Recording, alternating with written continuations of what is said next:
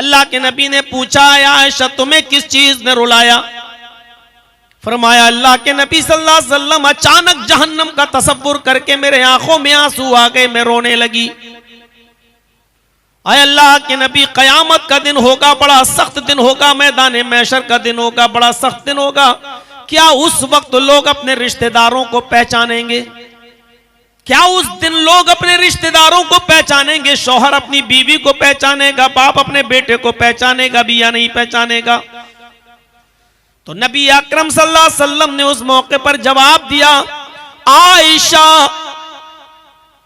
इंदल मीजान, जब तराजू रखी जाएगी और नेकियां और बुराइयां तौली जा रही होंगी, उस वक्त कोई किसी को नहीं पहचानेगा। बाप अपने बेटे को नहीं पहचानेगा, शौहर अपनी बीवी को नहीं पहचानेगा, मां अपनी बेटी को नहीं पहचानेगी, भाई अपने बहन को नहीं पहचानेगा। हर इंसान को यह फिक्र होगी कि इस तराजू में जो हमारी नेकियां और बुराइयां तौली जा रही हैं, हमारी नेकियों का पलड़ा भारी होता है या नहीं, हमारी बुराइयों का पलड़ा उठता है या नहीं, हमारी नेकियां बुराइयों से ज्यादा होती हैं या नहीं। जिस वक्त नेकियां और बुराइयां तौली जाएंगी, कोई किसी का ख्याल न करेगा, किसी को किसी की परवाह नहीं होगी, किसी को किसी की परवाह नहीं। शौहर को बीवी की नहीं, बाप को बेटे की नहीं, मां को बेटी की नहीं, भाई को बहन की नहीं, कोई किसी को याद नहीं करेगा इस मौके पर। फरमाया, आय आयशा, और दूसरा मौका तब आएगा जब कोई किसी को याद नहीं करेगा। पुल सिरात पर गुजरते हुए, पुल सिरात से हर इंसान को गुजारा जाएगा, पुल सिरात से लोग गुजरेंगे और पुल सिरात जिससे लोग गुजरेंगे उसी के नीचे जहन्नम होगी, उसी के नीचे जहन्नम भड़क रही होगी। गुनाहगार लोग भी पुल सिरात से जाएंगे और फौरन बीच में जाकर उनका हाथ छूटेगा और नीचे जहन्नम के अंदर वो गिर जाएंगे। इस पुल सिरात से जब इंसान को गुजारा जाएगा तो कोई किसी को याद नहीं करेगा। बाप चाहेगा कि इस पुल सिरात से मैं आसानी के साथ गुजर कर उस पार पहुंचकर जन्नत में चला जाऊं, बेटा चाहेगा कि मैं चला जाऊं, भाई चाहेगा कि मैं चला जाऊं, बीवी चाहेगी कि मैं गुजर जाऊं। न शौहर बीवी को उस वक्त याद करेगा, न बाप बेटे को याद करेगा, न भाई बहन को याद करेगा, न मां बेटी को याद करेगी, कोई किसी को उस वक्त याद नहीं करेगा। मेरे भाइयों, इन मौकों पर कोई किसी को याद नहीं करेगा, हालात ही ऐसे होंगे। इसी से मिलता जुलता एक नक्शा कुरान करीम ने यूं खींचा है, यौम यफिर्रुल मरउ मिन अखीही व उम्मिही व अबीही व साहिबतिही व बनीही। कयामत के दिन इंसान भाग रहा होगा अपने बाप से, यौम यफिर्रुल मरउ मिन अखीही, अपने भाई को देखकर भाग रहा होगा, व उम्मिही, बेटा अपनी मां को देखकर भाग रहा होगा, व अबी, बेटा अपने बाप को देखकर भाग रहा होगा, व साहिबती,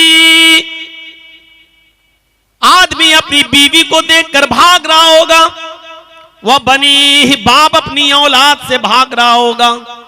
यानी हर इंसान को यह होगा कि मैं नजात पा जाऊं और किसी को नजात मिले ना मिले, लेकिन मुझे नजात मिल जाए, मैं चला जाऊं, मैं बख्श दिया जाऊं, मैं जन्नत का मुस्तहिक हो जाऊं, यह हर इंसान को फिक्र होगी उस दिन। और 50,000 साल का एक दिन होगा, सूरज 1 मील के फासले पर होगा। इस दिन ये 7 किस्म के लोग अल्लाह के अर्श के साए में होंगे और अल्लाह के अर्श के साए के अलावा कोई साया नहीं होगा। जिनको अल्लाह का अर्श का साया मिल गया वो खुश नसीब होंगे, जिनको अल्लाह के अर्श का साया मिल गया इनका 50,000 का दिन बहुत आसानी के साथ गुजर जाएगा।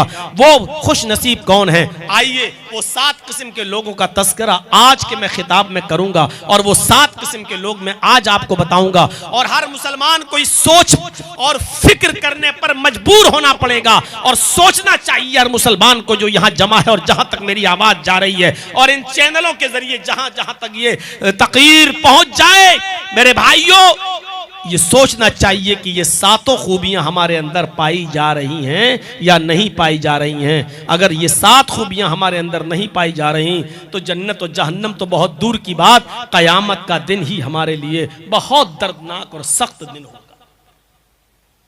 हम उस दिन से ही नहीं निपट पाएंगे।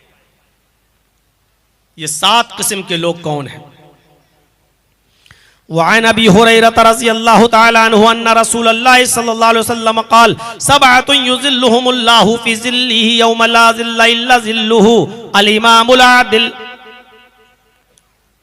नबी अकरम सल्लल्लाहु अलैहि वसल्लम ने फरमाया, सात किस्म के लोग अर्श के साए में होंगे।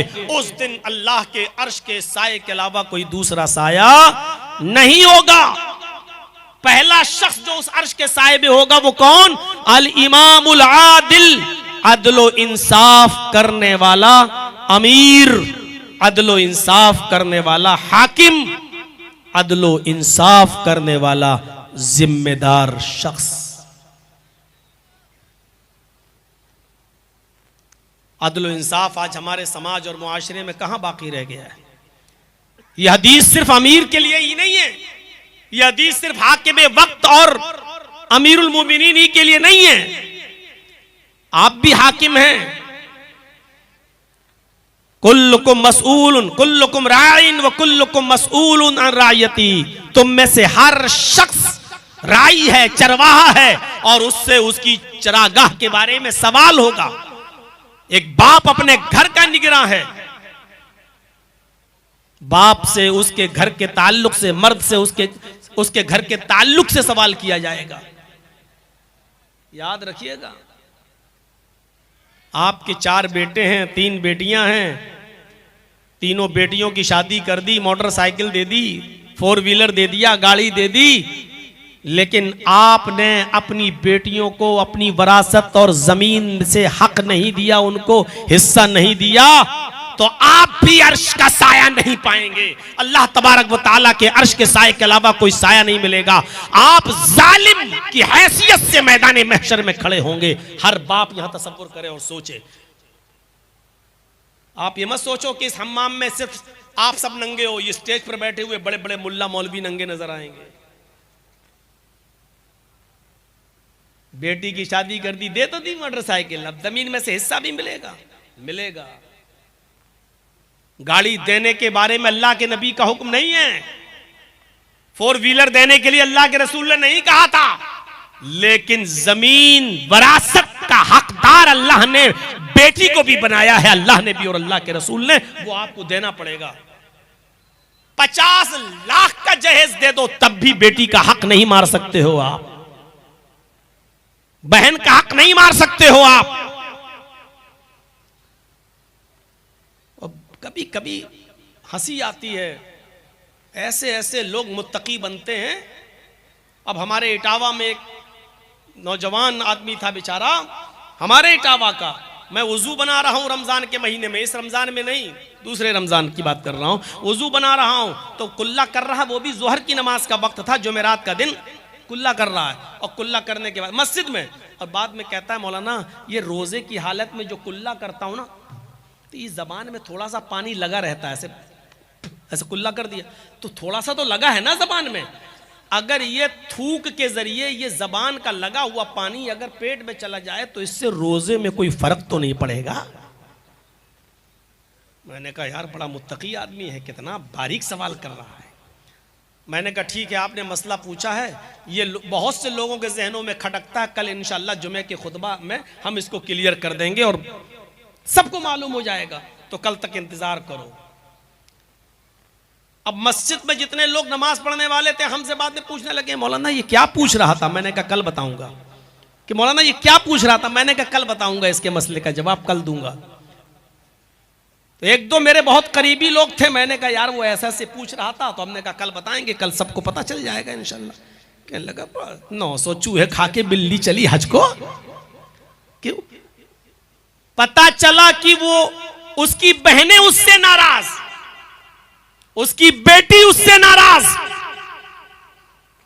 उसका बाप उससे नाराज। पता लगाया तो बाप को कोई और रीजन बाप ने बताया कि वो इंसाफ का तकाजा यह था कि मैं अपने दोनों बेटों को बराबर बराबर दूं, लेकिन इसने कमीने ने अपने भाई का हक मारा। बहन की शिकायत यह थी कि ये हमें भी हक नहीं दे रहा है, बेटी की शिकायत यह थी कि ये मेरा भी हक मारे बैठा हुआ है। अब दूसरे दिन जब जुमा था, खुतबा था, मैंने उसी खुतबे में 25 मिनट तक तो सही खुतबा दिया और 5 मिनट जब रह गए तो उसी में मैंने नंगा किया और मैंने कहा कि लोग मुझसे मसला पूछते हैं कि जर्जी साहब, रोजे की हालत में कुल्ला करते वक्त जबान का लगा हुआ पानी थूक के जरिए अगर अंदर चला जाए तो उससे रोजे पे कोई फर्क तो नहीं पड़ता। ये मसले वो पूछते हैं कि जिनका बाप उनसे राजी नहीं है, जिसकी मां राजी नहीं है और जिसकी बहनों का हक मारे खाया हुआ है, जो अपनी बेटी को हक देने का इनकार करता है और नहीं देता है, जिसकी बेटी नाराज, बहनें नाराज, जिन सबके हक मार चुका और वो सवाल कर रहा है कि मौलाना साहब हलक के जरिए पानी अंदर चला जाए तो कोई रोजे में नुकसान तो नहीं है। ये ऐसा ही समझो कि कोई शख्स ये कहे कि हराम की हालत में मच्छर मारना कैसा है और वो खुद बेचारा 15-15, 20-20 मर्डर किया हुआ, और वो सवाल करे कि रोजे की हालत में मच्छर मारना कैसा है। ये बिल्कुल वैसा ही सवाल है, हक मार के खा गया। सब नंगे नजर आएंगे। शादियां तो बड़े शौक से कर देते हो। 15 साल का अरसा हो गया, मुझे बताइए कितनी चेंजिंग आई 15 साल में? जहेज बंद हुआ, गाड़ियां बंद हुई नहीं। तो आप 15 साल पहले जहां खड़े थे आज भी आप वहीं खड़े हुए हो, जहां 15 साल पहले थे आज भी वहीं आप हैं। और उनसे पूछो कि जो अपनी बेटियों को गाड़ियां दे देते हैं, क्या वो जमीन और जायदाद में अपनी बेटियों को हक देते हैं या नहीं देते? इसमें कोई शक नहीं कि बाप की जिंदगी में किसी भी औलाद का कोई हक नहीं है। वो अपनी बाप की जिंदगी में कुछ नहीं ले सकता है। वरासत बाप के मरने के बाद तकसीम होगी, लेकिन जितनी जितनी होनी चाहिए, बेटे का कितना हक, बेटी का कितना हक, क्या उसको मिलता है? क्या कोई बाप मरने से पहले ये वसीयत करता है कि कुरान और हदीस के मुताबिक मेरे औलाद को कुरान और हदीस के मुताबिक हिस्से दिए जाएं और मेरी बेटियों को भी कुरान और हदीस के मुताबिक, मेरी बहन को भी कुरान हदीस के मुताबिक, मेरी मां को भी कुरान हदीस के मुताबिक उसका हक दिया जाए? क्या कोई वसीयत करके जाता है? आप अपने घर के जिम्मेदार नहीं हैं। अल इमामुल आदिल, अदल और इंसाफ करने वाला शख्स कयामत के दिन सबसे अर्श के साए में होगा। पहली चीज में ही हम नंगे नजर आ रहे हैं। अभी तो 7 चीजें हैं, अभी तो हमें आपको 7 बताना है। पहली चीज में ही हम नंगे नजर आ रहे हैं। सुन लो, जो बाप अपनी औलाद के साथ इंसाफ नहीं करता। हजरत नौमान इब्न बशीर फरमाते हैं कि मेरे बाप मुझे अल्लाह के रसूल सल्लल्लाहु अलैहि वसल्लम के पास ले गए। मेरे बाप मुझे अल्लाह के नबी सल्लल्लाहु अलैहि वसल्लम के पास ले गए और कहने लगे कि अल्लाह के रसूल, ये मेरा बेटा है। नौमान इब्न बशीर कह रहे हैं, आए अल्लाह के नबी, ये मेरा बेटा है। नौमान इब्न बशीर के बाप कह रहे हैं, आए अल्लाह के नबी, ये मेरा बेटा है। मेरे पास एक बाग है, एक नखलिस्तान है, मेरे पास एक बाग है, मेरे पास एक गुलाम है, सॉरी, मेरे पास एक गुलाम है। मैं उस गुलाम को मैं जनाब अपने बेटे को देना चाहता हूं। तो फतन, आए अल्लाह के नबी, आप गवाह रहिए, मैं आपके सामने इकरार कर रहा हूं कि मेरे पास जो गुलाम है, जिसका मैं मालिक हूं, वो मैं अपने बेटे को गिफ्ट में दे रहा हूं, तोहफे में दे रहा हूं। अल्लाह के नबी सल्लल्लाहु अलैहि वसल्लम ने जो सवाल किया, बुखारी शरीफ की रिवायत पढ़िए, अल्लाह के नबी सल्लल्लाहु अलैहि वसल्लम ने उससे पूछा, नौमान इब्न बशीर के बाप से, क्या तुम्हारे और भी बेटे हैं? क्या तुम्हारी और भी औलादें? इन्होंने जवाब दिया, हाँ अय अल्लाह के रसूल, मेरे और भी बेटे हैं। आपने फरमाया, क्या तुम सबको एक एक गुलाम दे रहे हो? कहा नहीं अल्लाह के रसूल, मैं सबको नहीं दे रहा हूं, मैं सिर्फ अपने इस बेटे को दे रहा हूं। अल्लाह के नबी फरमाते हैं, तो फिर मैं इस गलत चीज पर गवाह नहीं बनूंगा।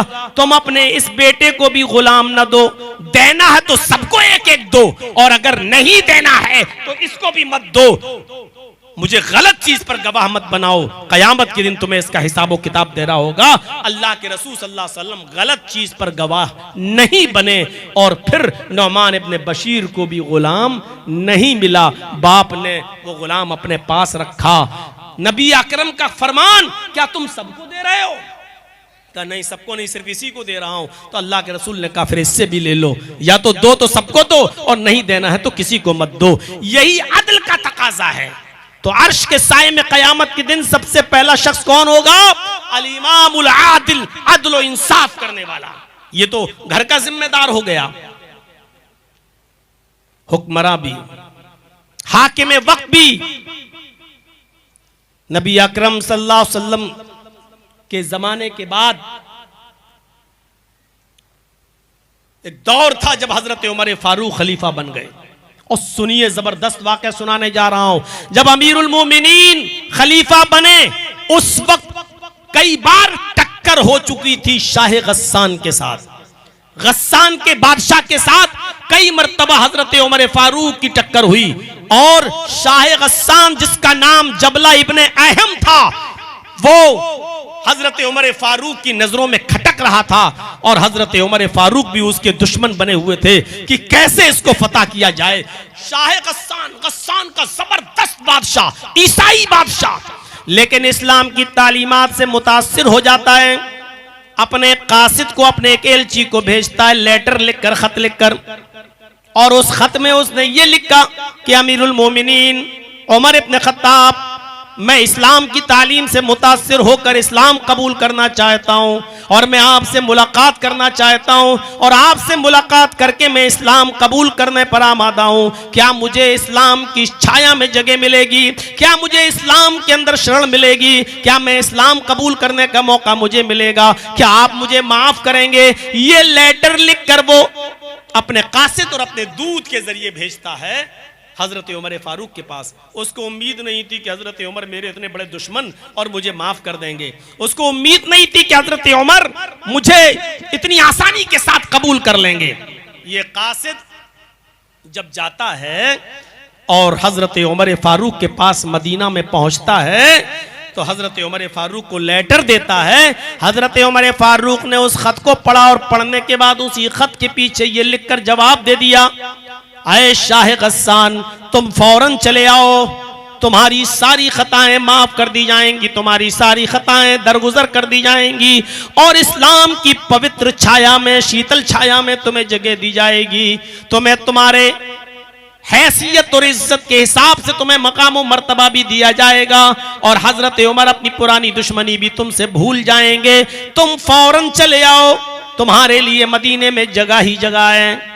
शाह गस्सान ने जब वो लेटर पढ़ा, जबला इब्ने अहम ने जब वो लेटर पढ़ा, तो पढ़ने के बाद उसकी आंखों में आंसू आ गए कि हजरत उमर ने मुझे कबूल कर लिया, हजरत उमर ने मुझे इतनी जल्दी, इतनी आसानी से मान लिया।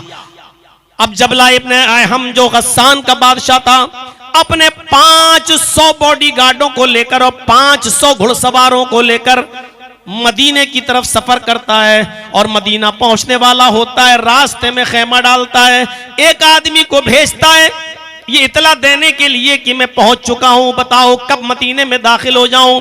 हजरत उमर फारूक ने कहा तुम जब चाहो तब आ सकते हो, तुम्हें सहरा में और जंगल में रुकने की जरूरत नहीं। जब शाह गस्सान मदीने में दाखिल होता है तो उसके सर पर मुकुट है, ताज है, और डायमंड, हीरे के 2 मोती जड़े हुए हैं। बहुत ही शानदार शाहाना तरीके से जाता है, मदीने में दाखिल हो रहा है, और उधर मदीने में हजरत उमर उसकी इज्जत कर रहे हैं, और उमर फारूक और उनकी पूरी फौज इनकी खातिर मदारात में लगी। शाह गस्सान इस्लाम ले आया, और इसके साथ 500 लोग भी इस्लाम ले आए। कुछ दिन मदीने में कयाम किया। जो बात बताने की है वो अब शुरू हो रही है। शाह गस्सान इस्लाम ले आया, कुछ दिन मदीने में रुका, और जब मदीने में रुका रहा तो इसी दरमियान हज का मौसम आ गया। हज का मौसम आ गया। हजरत उमर और मदीने के बहुत से लोग मक्के की तरफ हज करने के लिए रवाना हो गए, जाने लगे। हजरत उमर ने शाह गस्सान से कहा, जबला अच्छा मौका है, तुमने अभी नया नया इस्लाम कबूल किया है, चलो तुम भी हज की दौलत से माला माल हो जाओ, पता नहीं आइंदा साल जिंदगी रहे न रहे, तुम भी हज कर लो। शाह गस्सान भी अपने 500 घुड़सवारों के साथ तैयार हो जाता और कहता है कि अमीरुल मोमिनीन मुझे भी हज करने जाना है, मैं भी हज करना चाहता हूं। उसने शाहाना लिबास पहना और जब वो मीकात पर पहुंचा तो उसने एहराम बांधा, और एहराम बांधने के बाद मदीने से जब वो मक्के में जाता है तो एहराम में 2 कपड़े पहने जाते हैं, नीचे एक बिना सिली हुई लुंगी और ऊपर एक चादर डाल ली जाती है। शाह गस्सान बेहतरीन लुंगी पहने हुए, चूंकि गस्सान का बादशाह था, पैसों की दौलत की कमी नहीं थी, इसलिए वो शानदार लुंगी पहने हुए है और ऊपर से चादर ओढ़े हुए है। खाने काबा का तवाफ शुरू हो जाता है। वो पहला चक्कर लगाने में कामयाब रहा। दूसरा चक्कर जब शाह गस्सान लगा रहा है तो भीड़ ज्यादा होने की वजह से एक देहाती नौजवान, एक एराबी नौजवान का पैर उसकी चादर पर रख गया। भीड़ थी बहुत ज्यादा, तो अचानक धोखे से ये इस नौजवान का, इस देहाती का पैर उसकी चादर पर रख गया, जिससे शाह गस्सान आगे पड़ता है तो उसकी लुंगी खुल जाती है। लेकिन चादर जो जिस्म पर पड़ी हुई थी वो इतनी लंबी थी कि जिसकी वजह से उसका सतर नहीं दिखाई देता। सिर्फ लुंगी खुल गई लेकिन सतर नहीं खुला। उस नौजवान ने जल्दी से वो चादर उठाई और शाह गस्सान को दे दी। लीजिए, धोखे से मेरा पैर इस पर रख गया, लीजिए ये लुंगी आप पहनिए। शाह गस्सान चूंकि बादशाह था, तकब्बुर था, नया नया इस्लाम लाया था, उसको नहीं मालूम था कि इस्लाम लाने के बाद हमें क्या क्या छोड़ना पड़ेगा। उसने पीछे मुड़ के देखा, एक मामूली आदमी, एक नौजवान देहाती जिसके एहराम पर कपड़े पर जोड़ लगे हुए हैं, पैबंद लगे हुए हैं। कहा, गरीब आदमी, देहाती, तूने मेरी चादर पर पैर रखकर मेरी लुंगी खोल दी। इसने एक थप्पड़, जोरदार थप्पड़ उस नौजवान को रसीद कर दिया। इस बादशाह ने, जबला इब्ने अयहम ने एक थप्पड़ उस नौजवान को मारा। थप्पड़ इतनी जोर से मारा कि उस नौजवान की एक आंख फूट गई, उसकी आंख का ढेला बाहर आ गया। उस नौजवान ने उस वक्त कुछ नहीं कहा और तवाफ करने लगा।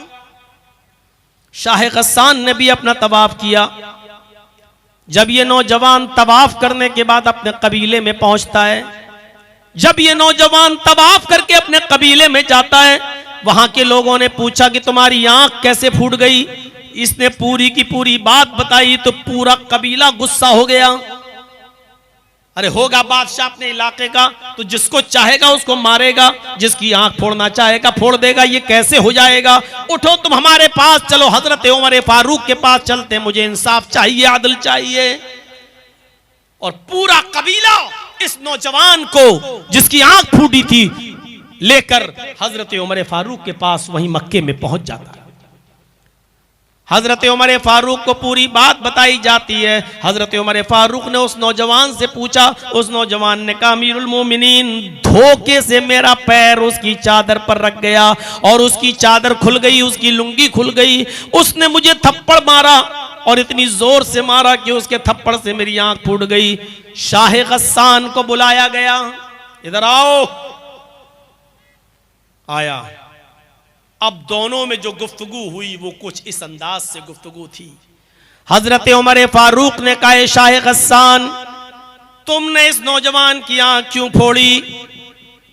शाह गस्सान का जवाब था, अमीरुल मोमिनीन, इस नौजवान ने मेरी लुंगी पर अपना पैर रख दिया जिसकी वजह से मेरी लुंगी खुल गई। यह गरीब आदमी, फटे पुराने कपड़े पहनकर, एहराम पहनकर आने वाला, यह आदमी मेरी चादर पर पैर रखेगा। मैंने एक थप्पड़ मारा और थप्पड़ जोर से लग गया, उसकी आंख फूट गई। हजरत उमर फारूक रज़ी अल्लाह ताला अन्हु ने कहा, शाह गस्सान, उसने मुझे बताया है कि धोखे से उसका पैर चादर पर रख गया था, जिसकी वजह से ये चादर तुम्हारी खुल गई, लुंगी खुल गई।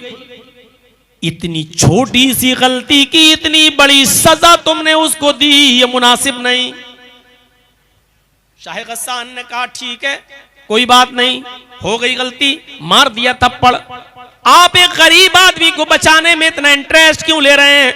अय अमीरुल मोमिनीन, ठीक है, हो गई, मार दिया थप्पड़, लेकिन आप उसको बचाने में क्यों लगे हैं, एक गरीब आदमी को क्यों बचा रहे हैं। हजरत उमर फारूक ने कहा, शाह गस्सान, इस्लाम लाने के बाद अमीर और गरीब का फर्क नहीं रहता है।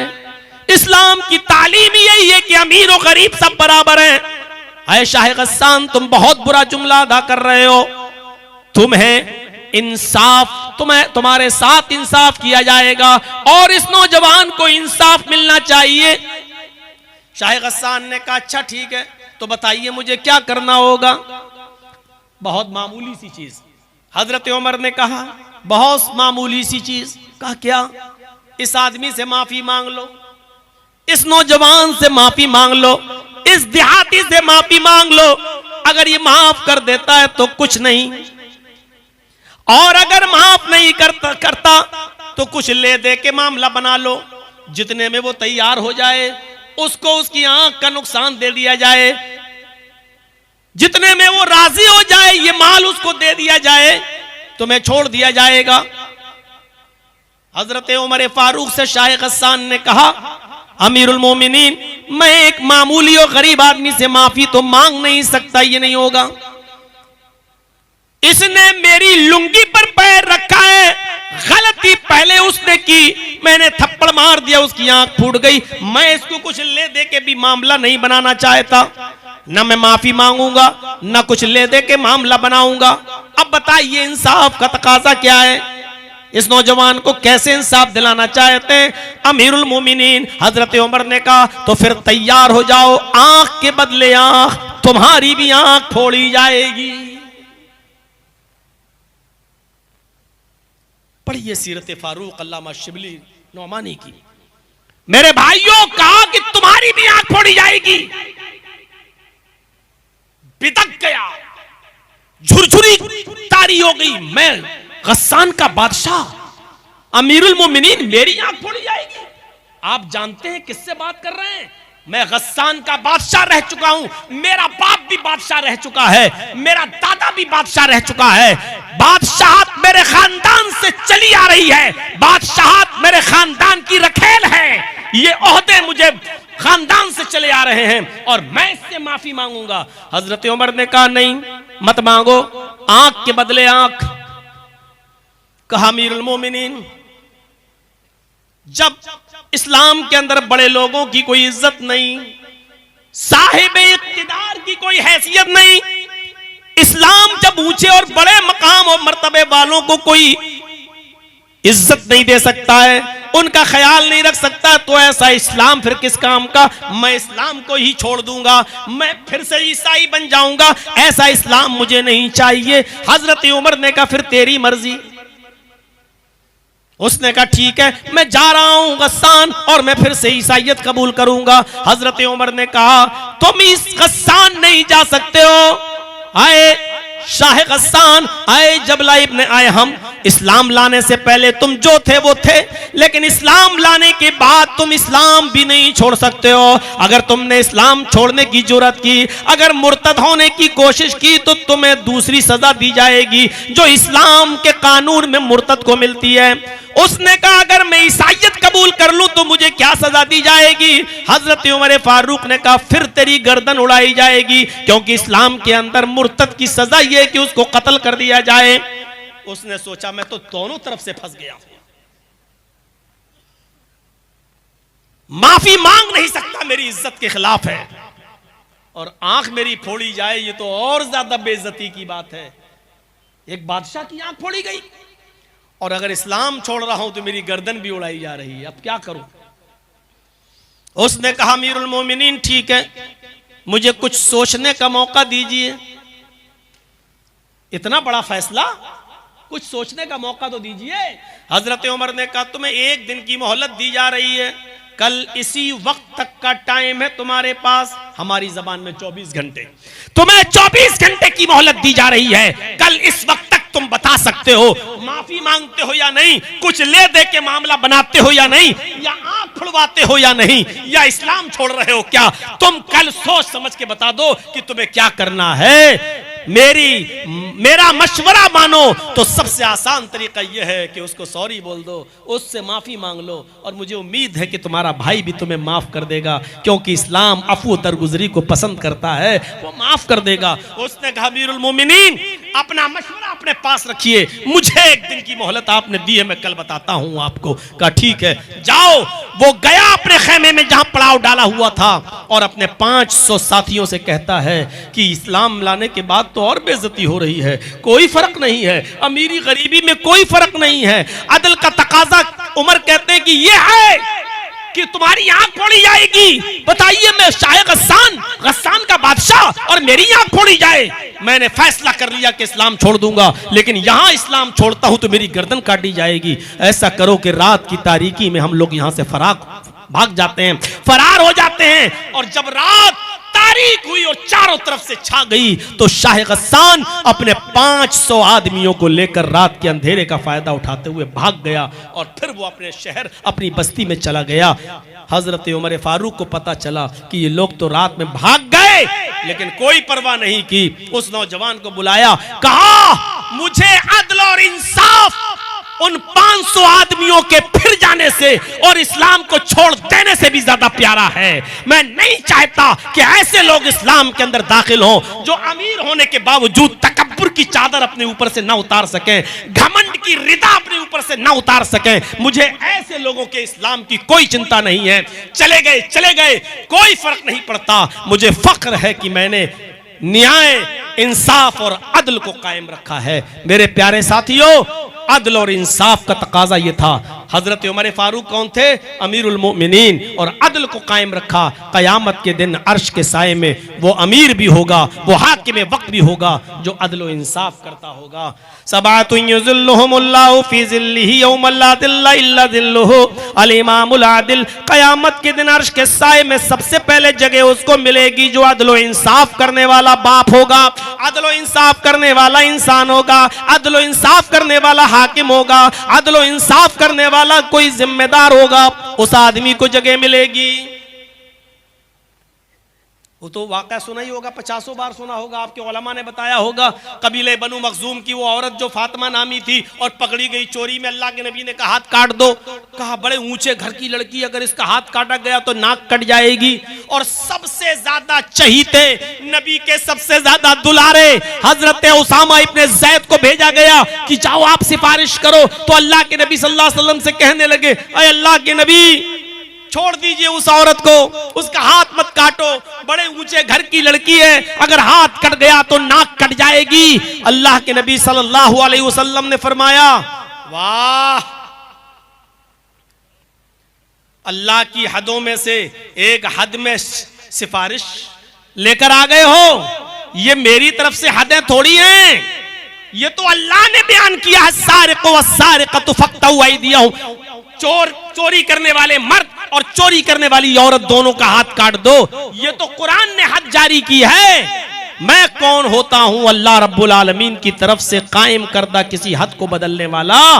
उसका हाथ काटा जाएगा, और जब हाथ उसका काट दिया गया तो तमाम लोगों ने कहा अल्लाह के रसूल बड़ी नाक कट रही है, सुबकी हो रही है। लोग कह रहे हैं कि अमीरों का भी ख्याल नहीं रखा जाता है इस्लाम में। तो अल्लाह के नबी सल्लल्लाहु अलैहि वसल्लम ने उस वक्त जो तारीखी जवाब दिया वो हदीस की किताबों में मौजूद है। लौ अन्ना फातिमा बिन्त मुहम्मद सरकत लक़तअतु यदहा, उसने चोरी की, अगर उसकी जगह पर मोहम्मद की अपनी बेटी फातिमा भी चोरी करती तो मैं उसका भी हाथ काट देता, क्योंकि यह अदल है, यह इंसाफ है। जो चोरी करेगा और वो निसाब को, हद को पहुंचेगी तो उसको जो है सजा दिया जाएगा, चाहे वो मर्द हो या औरत। लिहाजा मेरी बेटी भी अगर चोरी करती तो उसका भी हाथ में काट देता। यह है अदल और इंसाफ। और अदल और इंसाफ करने वाले कयामत के दिन कहां होंगे? अल्लाह के अर्श के साए में। यहां जितने बैठे हैं ना, सब सोच लें कि पहला ही मामले में कितने लोग होंगे जो अर्श के साए से बेदखल कर दिए जाएंगे। चल हट, भागो यहां से। पहली चीज, अब आगे चलिए, आगे नौजवानों के लिए। आज का नौजवान अल्लाह ही बेहतर जाने कि अर्श के साए में जगह पा पाएगा या नहीं पा पाएगा। जो आदमी जलसों में भी मोबाइल खड़ा करके वीडियो बना रहा हो, जिसको जलसे से ज्यादा अपने यूट्यूब चैनल की फिक्र हो और अपनी कमाई की फिक्र हो, वो आदमी अल्लाह के अर्श के साए में। वशाबुन नशा फी इबादत रब्बिही, आय हाय क्या बात कही अल्लाह के रसूल सल्लल्लाहु अलैहि वसल्लम ने। वो नौजवान, वो जवान जो अपने रब की इबादत में मसरूफ है। इबादत सिर्फ नमाजी नहीं होती है, बस गए जोहर में 4 रकात पढ़ के चले आए, मगरिब में 3 पढ़ के चले आए, इशा में 4 रकात पढ़ के चले आए। इबादत सिर्फ यही नहीं होती, जो चीज भी इबादत कहलाती है। और वो नौजवान जो अल्लाह की इबादत में हर वक्त मसरूफ है, वो अल्लाह के अर्श के साए में होगा। वो उक़बा इब्ने नाफे नौजवान 1500 घुड़सवारों को लेकर निकला और जहां गया उसने इस्लाम का झंडा लहरा दिया। जहां गया उसने इस्लाम को फतह कर लिया, इस्लाम का झंडा लहराकर उस इलाके को फतह कर लिया। जहां गया दाएं देखा तो इस्लामी इस्लाम, बाएं देखा तो इस्लामी इस्लाम। आगे बढ़ता जा रहा है, पीछे इस्लाम का झंडा लहराता जा रहा है। उसने ऐसा इस्लाम फैलाया, ऐसा इस्लाम फैलाया, ऐसा इस्लाम का झंडा लहराया कि इस्लाम का झंडा लहराते लहराते फहराते फहराते सामने समंदर आ जाता है। उसको समंदर ही समंदर दिखाई देता है। नौजवानों जरा इधर तवज्जो दीजिए और देखिए, भी नौजवान था, अपने 1500 घुड़सवारों के साथ सफर कर रहा है। दाएं देखता है तो इस्लाम का झंडा, बाएं देखता है तो इस्लाम का झंडा, पीछे मुड़ के देखता है तो मोहम्मद रसूलुल्लाह का परचम, और सामने देखता है तो कहता है कि समंदर ही समंदर। उसने अपनी तलवारों को जमीन में गाड़ा, अपने घोड़ों को बांधा 1500 लोगों ने, और उसके बाद समंदर के खारे पानी से वुजू बनाया और उसी समंदर के करीब खड़े होकर उसने 2 रकात नमाज पढ़ाई। जब उक़बा इब्ने नाफे ने नमाज अदा की और 1500 लोगों ने उसके पीछे नमाज अदा कर ली, तो उक़बा इब्ने नाफे उन समंदर की ताजा और उठती हुई लहरों को देखकर कहता है, आय अल्लाह, दाएं इस्लाम और बाएं इस्लाम और मेरे पीछे भी इस्लाम। जहां से मैंने गुजरा, मैंने तेरे नबी का झंडा लहरा दिया है, मैंने इस्लाम का परचम लहरा दिया है। अब मैं क्या करूं, सामने समंदर आ गया है।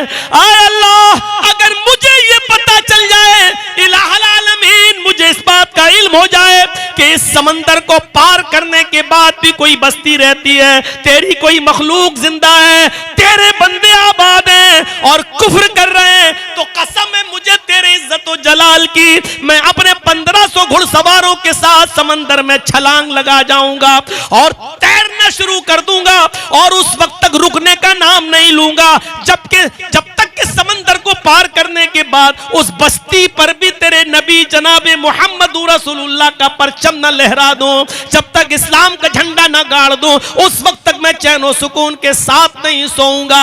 मेरे भाइयों, ये उक़बा इब्ने नाफे एक जवान आदमी है जो ये कह रहा है, आय अल्लाह, मैंने दाएं तेरे नबी का झंडा लहरा दिया, बाएं इस्लाम फैल गया, पीछे भी इस्लाम नजर आ रहा है, सामने समंदर है और मुझे नहीं मालूम कि समंदर को पार करने के बाद भी कोई बस्ती रहती है। अगर मुझे पता चल जाए इस समंदर को पार करने के बाद भी कोई बस्ती रहती है, तो मैं अपने घोड़ों को समंदर में डाल दूंगा और उस बस्ती पर भी तेरे नबी का परचम लहरा दूंगा। ये थे जो अपने रब की इबादत में लगे हुए थे, ये अर्श के साए में होंगे। हजरत हंजला का मामला कौन नहीं जानता।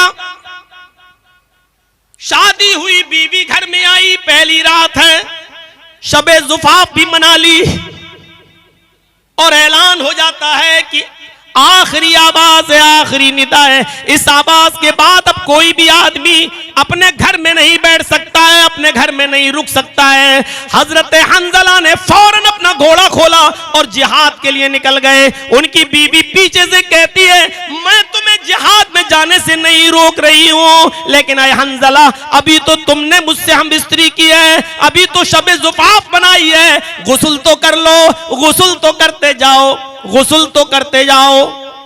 कहने लगा, बीवी गुस्ल करने का मौका कहाँ है? कासिद की आवाज नहीं सुनी, दावत देने वाले ने दावत दी। अब किसी को एक लम्हा भी घर में रुकने की परमिशन नहीं है। ये आखिरी आवाज है। इस आवाज को सुनकर जो नहीं निकला वो कयामत के दिन अल्लाह को जवाब देगा। घोड़ा दौड़ाया और निकल गए, मैदाने जिहाद में गए, लड़े, इतना लड़े कि लड़ते लड़ते उन्होंने अपनी जान की कुर्बानी दे दी, शहीद हो गए। कई काफिरों को मारा और खुद भी शहीद हो गए।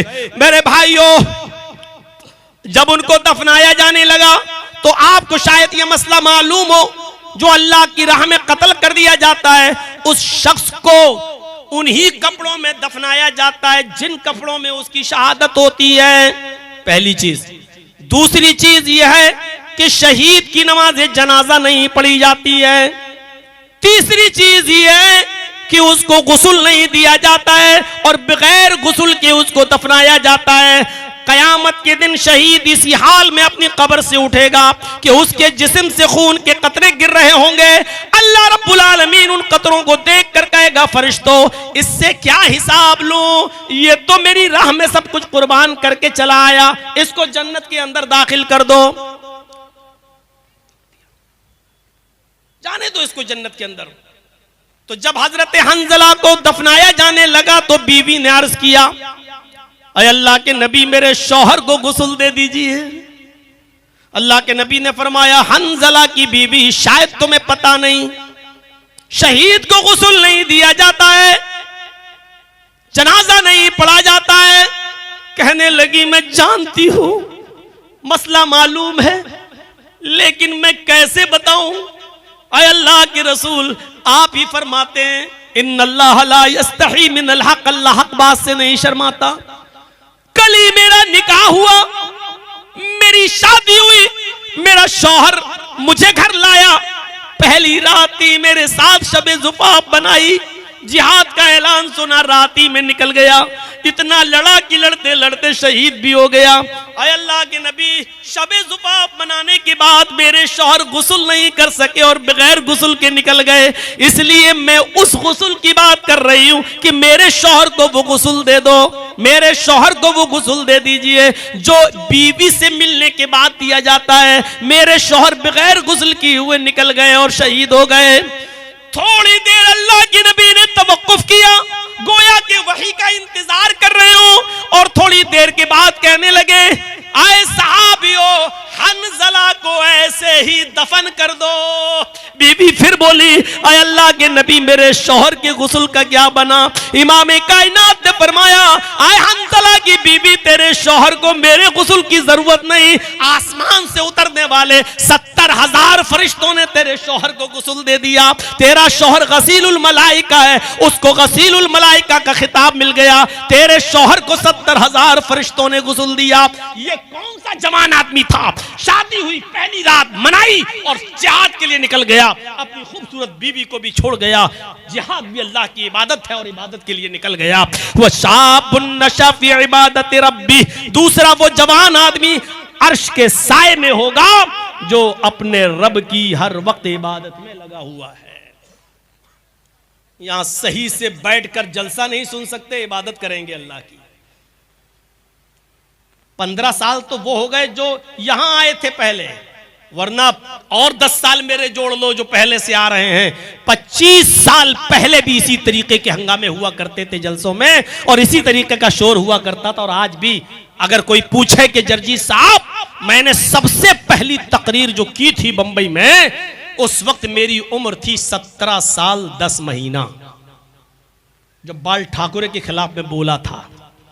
और जब मैंने उसको कहा था कि हरे रंग पे पाबंदी की बात करता है, पहले लौकी खाना छोड़, पालक खाना छोड़, हैं, और हरा धनिया हरी मिर्चें खाना छोड़, और लाल रंग से प्यार है तो वही खाओ जो हम लोग खाते हैं। और इस जुर्म में जब हम गए, 24 घंटा बिठाए रहे, मुझे थाने में रखा गया।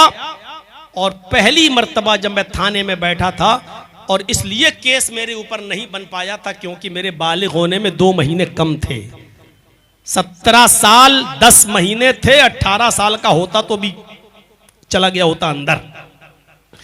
उस वक्त से मैं बोल रहा हूं और आज अपनी उम्र के 46, 47 के आसपास में पहुंच गया हूं। अंदाजा लगाइएगा कि 18 साल से लेकर अब तक कितने साल का अरसा गुजर चुका है।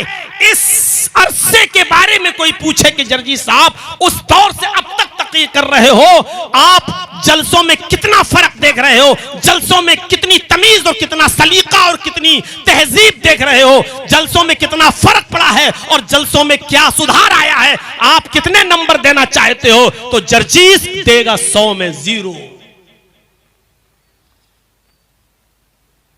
इतने साल पहले जिस तरह की बदतमीजी आप करते थे वो आज भी करते हो।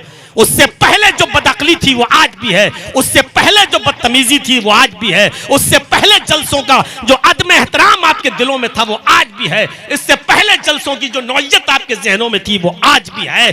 कोई तब्दीली नहीं आई है, कद थोड़ा सा बड़ा हो गया है। फर्क सिर्फ इतना है कि पहले जवान थे, अब 4 बच्चों के बाप बन गए हो, बस इससे ज्यादा कोई फर्क नहीं आया है। हमारे समाज में, हमारी सोसाइटी में, हमारे इलाके में और हमारी बस्तियों में बुरा लगे तो लगता रहे, मत बुलाइएगा, कोई फर्क नहीं पड़ता। फर्क कुछ नहीं पड़ा, न जहेज में फर्क, न शादियों में फर्क, न जहेज की डिमांड में फर्क, न लेन देन में फर्क। मेरे भाइयों कोई फर्क नहीं पड़ा है। फर्क सिर्फ इतना पड़ा है कि पहले मस्जिदें कुछ झोंपड़ियों की हुआ करती थीं, अब थोड़ा सा एसी लगने लगी है, पंखे लगने लगे हैं, स्टैंडरी आ गई है। बस अब लोग मस्जिद बनाने का तो बहुत बड़ा सवाल समझते हैं, लेकिन मस्जिदों को भरना जुर्म समझ रहे हैं, वो नहीं जाते। मस्जिद तो बना ली शब भर में ईमा की हरारत वालों ने, मन अपना पुराना पापी रहा, बरसों में नमाजी बन न सके। कोई फर्क नहीं पड़ा है हमारे इस समाज में और सोसाइटी में। इबादत रब्बी। चलिए दूसरा, 7 तक जाएंगे तो फजर यहीं हो जाएगी। तीसरी चीज देखिए, वरजुलुन क़ल्बुहु मुअल्लकुन फिल मसाजिद। 7 चीजें हैं, 2 चीजें बता चुका हूं और अब मैं किसी को खड़ा करके उन 7 चीजों को पूछूंगा, देखें कितनी गौर से सुन रहा है वो मेरी तकरीर। 7 चीजें जो बताई थी ना, और जिसका सर झुका होगा उसी को पहले खड़ा करूंगा। याद रखिए 7 चीजें पहले फिर सुन लो। पहली चीज अदलो इंसाफ करने वाला, दूसरी चीज नौजवान, लास्ट में पूछूंगा किसी को खड़ा करके। अभी 2 चीजें बता दी, वो नौजवान जो अपने रब की इबादत में लगा हुआ है।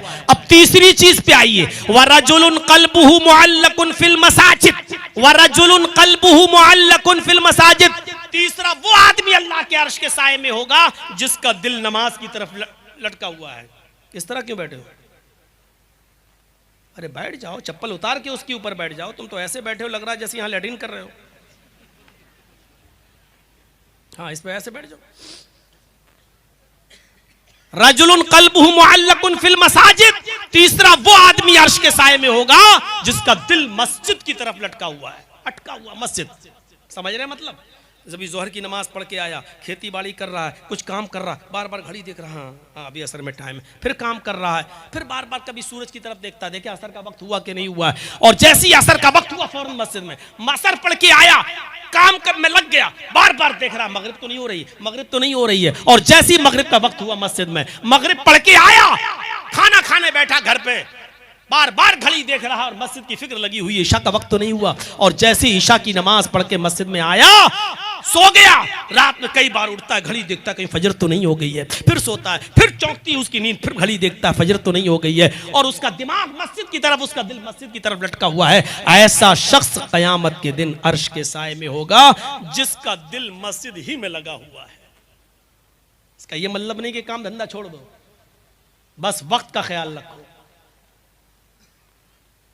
मेरे प्यारे साथियों, हजरत मुसअब रजी अल्लाह तआला अन्हु ने आमिर इब्ने अब्दुल्लाह इब्ने जुबैर का एक वाकया नकल किया है कि जब उनके इंतकाल का वक्त आया, बहुत बीमार हुए और जिंदगी से बेचारे मायूस हो गए, बिस्तर पर लेटे हुए थे, इतने बीमार थे कि उनका उठना बैठना सब महाल था। लेकिन इस बीमारी के बावजूद जब उनके कान में आजान की आवाज गई, अल्लाहु अकबर अल्लाहु अकबर अल्लाहु अकबर अल्लाहु अकबर, फौरन अपने घर वालों से और अपने रिश्तेदारों से कहने लगे कि मुझे उठा दो, मस्जिद तक मुझे पहुंचा दो। ये मगरिब की नमाज का वक्त था। मगरिब की आजान की आवाज उनके कानों में गई। कहने लगे, आए मेरे घर वालों, आए मेरे बच्चों, आए मेरे अजीजों रिश्तेदारों, मुझे मेरी मस्जिद तक पहुंचा दो। बेटों ने कहा, भतीजों ने कहा, भांजों ने कहा, अजीजों ने कहा, आप बहुत बीमार हैं, लेटे लेटे इसी घर में नमाज अदा कर लीजिए। आमिर इब्ने अब्दुल्लाह इब्ने जुबैर जवाब देते हैं, कैसी बातें कर रहे हो? मैंने अल्लाह के दाई की आवाज सुनी है, मैंने अल्लाह की तरफ दावत देने वाले दाई की आवाज मेरे कानों में गई है। उसने अभी पुकार के कहा है, हय्या अलस्सलाह, आओ नमाज के लिए।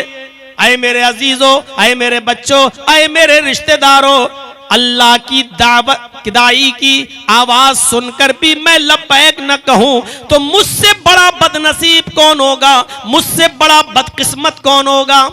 कहा नहीं, मुझे जाना है मस्जिद में। जिद की, इतनी जिद की, मुसाब इब्ने उमैर कहते हैं हजरत मुसाब कि उनको उनके रिश्तेदारों ने उठा लिया और उठाने के बाद सहारा देकर उनको मस्जिद तक पहुंचा दिया। वो मस्जिद में गए, इमाम साहब मुसल्ले पर खड़े थे, ये बैठ गए और बैठकर नमाज अदा करने लगे, इमाम के पीछे नमाज। इस हाल में भी अब आप अंदाजा लगाइए कि कितने बीमार थे। अभी आपको पता चलेगा। जब पहली रकात की क़याम खत्म हुआ, रुकू में गए, रुकू में गए, इन्होंने रुकू में भी बैठकर रुकू किया। सुब्हानक अल्लाहुम्मा रब्बना व बिहम्दिका अल्लाहुम्मा इग़फिरली दुआ पढ़ा।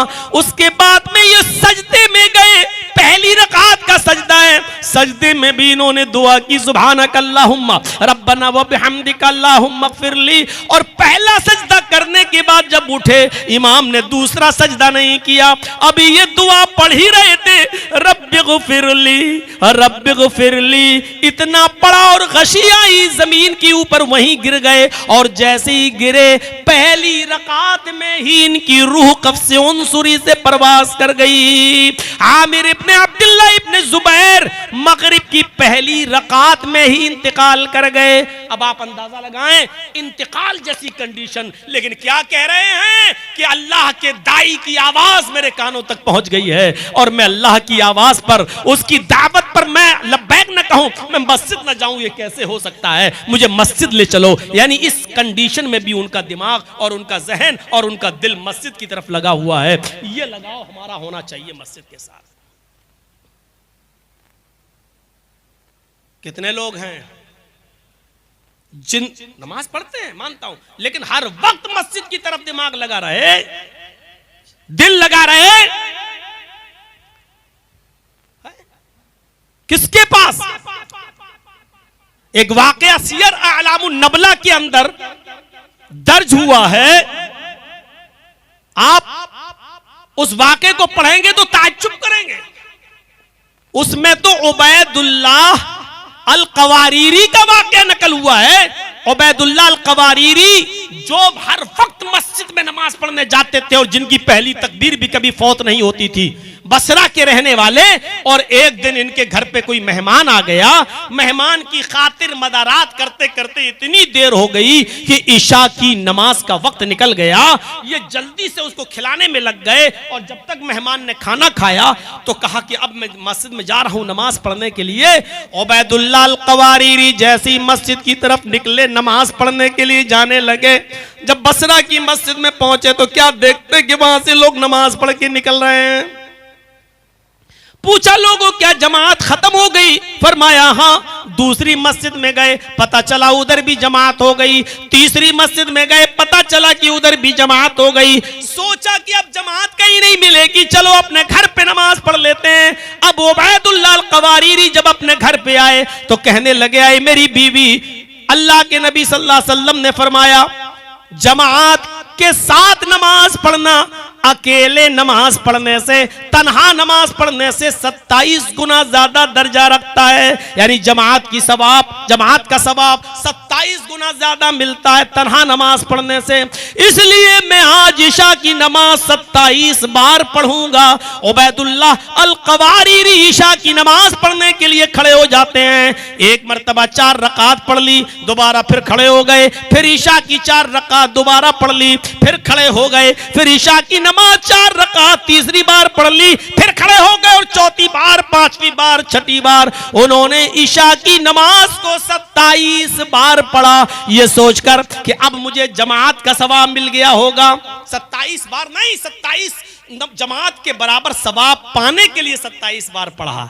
वो 27 ईशा नहीं थी, बल्कि उस नमाज को जमात के बराबर सवाब मिल जाए इसलिए 27 बार पढ़ा। जब 27 बार नमाज पढ़ने के बाद जब वो बिस्तर पर सोने गए तो रात में ख्वाब देख रहे हैं कि मेरा मुकाबला हो रहा है घुड़सवारों के साथ। तमाम लोग अपने अपने घोड़े दौड़ा रहे हैं, मेरा घोड़ा सबसे अच्छा और मैं सबसे पीछे। घोड़े को एड़ लगाई, मुझसे आगे जो घोड़ा दौड़ा रहा है वो कहने लगा, आए उबैदुल्लाह, तुम अपने घोड़े को एड़ क्यों लगा रहे हो? तुम अपने घोड़े को क्यों मार रहे हो? तुम अपने घोड़े को बार बार क्यों कचोका दे रहे हो? तुम हमसे आगे नहीं निकल पाओगे। कहने लगे, वाह, मेरा घोड़ा नया, मेरा घोड़ा जवान, मेरा घोड़ा तरोताजा, फिर हम तुम्हारे साथ क्यों नहीं आ पाएंगे? हम तुम्हारे साथ जरूर सफ में आ मिलेंगे, हम आते हैं अभी। वो आदमी ने कहा जो उनसे आगे चल रहा था, आए उबैदुल्लाह, तुम घोड़े को थका भी दोगे तब भी तुम मेरे मुकाबले पे नहीं आ सकते, मेरे साथ नहीं आ सकते, इसलिए कि मैंने ईशा की नमाज जमात के साथ पढ़ी है और तुमने ईशा की नमाज जमात के साथ नहीं पढ़ी। यानी 27 मर्तबा नमाज पढ़ने के बावजूद भी उनकी नमाजों को वो मकाम और वो दर्जा नहीं मिला जो जमात के साथ नमाज पढ़ने वाले को मिलता है। इस वाक़े को सियर आलामुन नबला में देखा जा सकता है। अब आप अंदाजा लगाइए मेरे प्यारे साथियों कि मस्जिद में नमाज पढ़ना और मस्जिद की तरफ दिमाग लगाना और दिल काट का होना, ये अर्श के साए में जगह पाने का सबब है। लिहाजा हमें हर वक्त मस्जिद की तरफ हमारा दिल लगा हुआ होना चाहिए। यही एक वाक़या काफी है। 3 चीजें हो गई, अदल इंसाफ करने वाला पहला, वो जवान जो अपने रब की इबादत में लगा हुआ है, दूसरा, और वो आदमी जिसका दिल मस्जिद की तरफ हर वक्त लगा हुआ है, तीसरा, चौथा, वरजुलानी तहाब्बा फिल्लाहि इज्तमा अलैहि व तफर्रका अलैहि, जिसने किसी से दोस्ती की तो अल्लाह के लिए, किसी से दुश्मनी की तो अल्लाह के लिए, किसी से मिलता है तो अल्लाह के लिए और किसी को छोड़ता है तो अल्लाह के लिए, उसमें उसका जाती मफाद शामिल नहीं होता है। आज तो यही है, हम किसी से दोस्ती करते हैं तो जाती मफाद के लिए और किसी से दुश्मनी करते हैं तो जाती मफाद के लिए। मेरे भाइयों, आज तक किसी ने क्या अल्लाह के लिए किसी से दुश्मनी की? आप अपने गांव में बहुत से लोगों से नहीं बोलते हो, लेकिन वजह क्या है? वजह क्या है? इसने आपकी जमीन पर कब्जा किया। वजह क्या है? इसने आपके घर से ऊंचा अपना घर बना लिया। वजह क्या है? इसने आपसे कर्ज लिया था 1 महीने का वादा करके, लेकिन 2 महीने हो गए अभी तक आपका कर्जा नहीं दिया। आप इस वजह से उससे दूर रहते हो, लेकिन आपने अल्लाह के लिए किसी को छोड़ा हो ऐसा नहीं है। हजरत अली रजी अल्लाह तआला अन्हु एक मर्तबा एक यहूदी से इसी शर्त पर लड़ रहे थे कि या तो तू मुझे मार दे या मैं तुझे मार दूं, और दोनों लड़ने लगे। तलवार से नहीं, हाथ पैर से लड़ाई हो रही थी। कभी अली ऊपर और यहूदी नीचे, कभी यहूदी ऊपर अली नीचे। ये लड़ाई बहुत देर तक चलती रही और आखिर में अली गालिब आ गए और हजरत अली ने उस यहूदी का गला पकड़ के दबाना शुरू कर दिया ऐसे, और ये शर्त ही है तू मुझे मार दे या मैं तुझे मार दूं। जब गला पकड़ के उसका दबाने लगे हजरत अली, तो यहूदी ने अपने मुंह में बहुत सा थूक जमा किया, आ करके थूक दिया हजरत अली के चेहरे पे। हजरत अली ने उसका गला छोड़ के ऐसे थूक को पोंछने लगे और फिर गुस्सा आया तो और कस के उसका गला पकड़ के दबाने लगे। फिर सोचा नहीं नहीं नहीं, अब तो छोड़ दिया और कहा भाग यहां से, हट जाओ यहां से। वो जाने लगा, जाते जाते कहने लगा, अली अजीब चीज है, शर्त तो ये थी तुम मुझे मार दो मैं तुम्हें मार दूं, तुम तो गालिब भी आ गए थे, मेरा गला भी पकड़ लिया था, मारने ही वाले थे। जब मैंने तुम्हारे ऊपर थूका चेहरे पर तो मैंने देखा कि तुम्हें और गुस्सा आया। जब और गुस्सा आया तो उस गुस्से में तो मैंने समझ लिया तो अब मेरी जान गई, लेकिन जब और गुस्सा आया तो तुमने मुझे छोड़ दिया। आखिर ये क्या बात रही? तो हजरत अली ने कहा जब तक मैं गुस्से में था मैं अल्लाह के लिए था और मैं तेरा गला अल्लाह के लिए दबा रहा था और उस पर मुझे सवाब की उम्मीद थी कि अल्लाह मुझे सवाब देगा, लेकिन जब तूने मेरे चेहरे पर थूका मुझे मजीद गुस्सा आया। वो गुस्सा अल्लाह के लिए नहीं था, वो मेरे चेहरे पर थूकने की वजह से मेरे अंदर बढ़ गया। अगर उस गुस्से में तू मारा जाता तो ये अल्लाह के लिए नहीं, ये मेरा जाती इंतकाम होता, ये मेरा जाती बदला होता। इसलिए मैंने जाती बदला नहीं लिया, जाती इंतकाम नहीं लिया, फिर मैंने तुझे छोड़ दिया, क्योंकि अब ये लड़ाई अल्लाह के लिए न रही। अगर इस गुस्से में तू मारा जाता तो ये मेरा जाती इंतकाम होता, अल्लाह के लिए नहीं। आपने किसी को अल्लाह के लिए छोड़ा है? हमने तो बहुत सी ऐसी बस्तियों को छोड़ दिया है। मौलाना साहब ऐसा नहीं बोलना, मौलाना साहब इसके बारे में मत बोलना, उसके बारे में मत बोलना। मैंने कहा ठीक है मत बुलाना। मेरे भाइयों यहां कहा जा सकता है कि आपकी शरायत पर थोड़ी जलसे होंगे। हम तो एक डॉक्टर हैं और डॉक्टर खुद समझता है मरीज का इलाज कैसे करना चाहिए, उसको कौन सी दवा की जरूरत है। जब आप खुद ही दवा देने लगे और आप खुद ही हमसे ये कहें कि ये बताइए ये बताइए ये बताइए, तो आप ही ना इलाज कर लो ना मरीज का, फिर हम लोगों को क्यों बुला रहे हो। मेरे भाइयों उलमा जितने बैठे हैं इनको कभी पाबंद मत करना। मौलाना साहब ये बोलना, मौलाना साहब ऐसा बोलना। अरे तू अपने बारे में बुलवाता। एक आदमी मुझसे कहने लगा मौलाना साहब मियां बीवी के हुकूक पे बोलना। पता लगाया तो पता चला कि सबसे ज्यादा वही मार खाता है अपनी बीवी से। तो लोग इस बहाने अपने बारे में बुलवाना चाहते हैं कि आप बोलेंगे तो उसमें मेरी भी बात आ जाएगी, हैं? तो बहुत समझने की जरूरत है। अब तो 25-26 साल का अरसा इसमें गुजरा तो बहुत तजर्बा भी हो गया है कि कौन किस मकसद से कहता है और कौन किस इरादे से कहता है।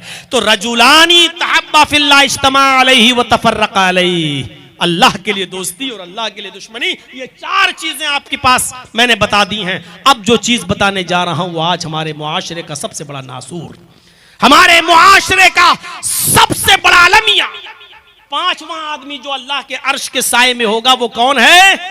रजुलुन दातहु इमरातुन ज़ात मनसबिन व जमालिन फ़क़ाल इन्नी अख़ाफ़ुल्लाह। पहले एक एक लफ्ज़ पर गौर कीजिए। ऐसा मर्द, ऐसा आदमी जिसको किसी औरत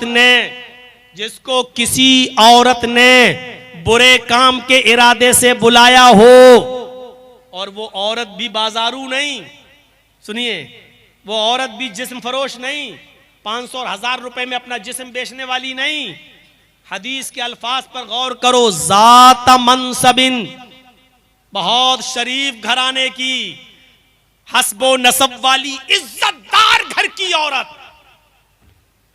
इज्जतदार घर की औरत, व जमालिन, और हुस्न जमाल की देवी, बहुत खूबसूरत हसीन जमाल औरत। तलबत हमरातु यदात हमरातुन ज़ात मनसबि व जमाल, जिस मर्द को किसी खूबसूरत हसीन और जमील औरत ने, शरीफ घर की, खानदान की, बहुत ही ज्यादा शराफत झलक रही है उसके चेहरे पर, ऐसी शरीफ औरत, शरीफ खानदान की औरत जिसने उसको बुरे काम के लिए बुलाया और इस आदमी ने ऐसी औरत की दावत को ठुकरा दिया। हट, नहीं, वो कह रही आओ मेरे पास, चलो मेरे रूम में, चलो मेरे कमरे में, और इसने कह दिया इन्नी अखाफुल्लाह, दूर हो जाओ, मैं अल्लाह से डरता हूं। अल्लाह के खौफ की वजह से उस औरत को छोड़ दिया तो ये आदमी भी अल्लाह के अर्श के साए में। हम तसव्वुर नहीं कर पा रहे हैं किस औरत के बारे में। अरे बाजारू औरतों का तो मैं तसव्वुर ही नहीं कर, आपको बता ही नहीं रहा हूं। ये तो रोज ऐसी औरत को जो पैसे वाली भी है, दौलत वाली भी है, जिसके पास पैसों की कमी नहीं, यानी अगर आप उसके इरादे को पूरा कर दें तो वो आपको उल्टा पैसा भी दे रही है, आपको इज्जत भी दे रही है, आपकी बात भी छिपा रही है, आपको अपने घर आने का मौका भी दे रही है, आपके पास तन्हाई के सारे मौके खुद औरत दे रही है। आओ, तुम्हें टेंशन की जरूरत नहीं है, तुम आओ मेरे पास, मैं संभाल लूंगी, कोई मामला नहीं। और वो बहुत ऊंचे घर की, जात मनसबिन, हस्बो नसब ऊंचा, जात बरादरी ऊंची, कास्ट ऊंची, इज्जतदार घर की, बड़ी ऊंचे घर की लड़की, बड़े घर ऊंची और खूबसूरत भी बेइंतहा ऐसी औरत, और आपके पास पूरा मौका है उसकी बात मानने का, पूरा मौका है उसके साथ गलत काम करने का, पूरा इख्तियार भी है आपके पास, लेकिन आपके दिल में अल्लाह का खौफ ऐसे मौके पे आ जाए और ऐसे मौके पे आने के बाद आप कह दें इन्नी अखाफुल्लाह, मैं अल्लाह से डरता हूं, नहीं मैं तेरे करीब नहीं आ सकता, मैं अल्लाह को जवाब देना है, ऐसा शख्स भी कयामत के दिन अल्लाह के अर्श के साए में होगा। बुखारी शरीफ के अंदर एक वाक़या आया है, मरसद इब्ने अबी मरसद रज़ी अल्लाह ताला अन्हु जो हालत कुफ्र में थे, इस्लाम लाए तो अल्लाह के नबी जनाब मोहम्मद रसूलुल्लाह सल्लल्लाहु अलैहि वसल्लम ने इनको मक्के में भेजा, क्योंकि ये पहले चोरियां किया करते थे इस्लाम लाने के से पहले। इनको मालूम था कि चोर बेड़ियां कैसे तोड़ता है, ताले कैसे तोड़ता है, चोरी कैसे करता है। तो कुछ सहाबा मक्के में काफिरों के पास कैद थे। अल्लाह के नबी ने कहा उनके घरों में नकब लगाकर हमारे उन मजलूम सहाबा को जिनको काफिरों ने कैद करके रख लिया है उनको छुड़ा के लाओ। अब तुम इस्लाम ला चुके हो तो एक चोरी हमारे लिए करो। और वो चोरी क्या है?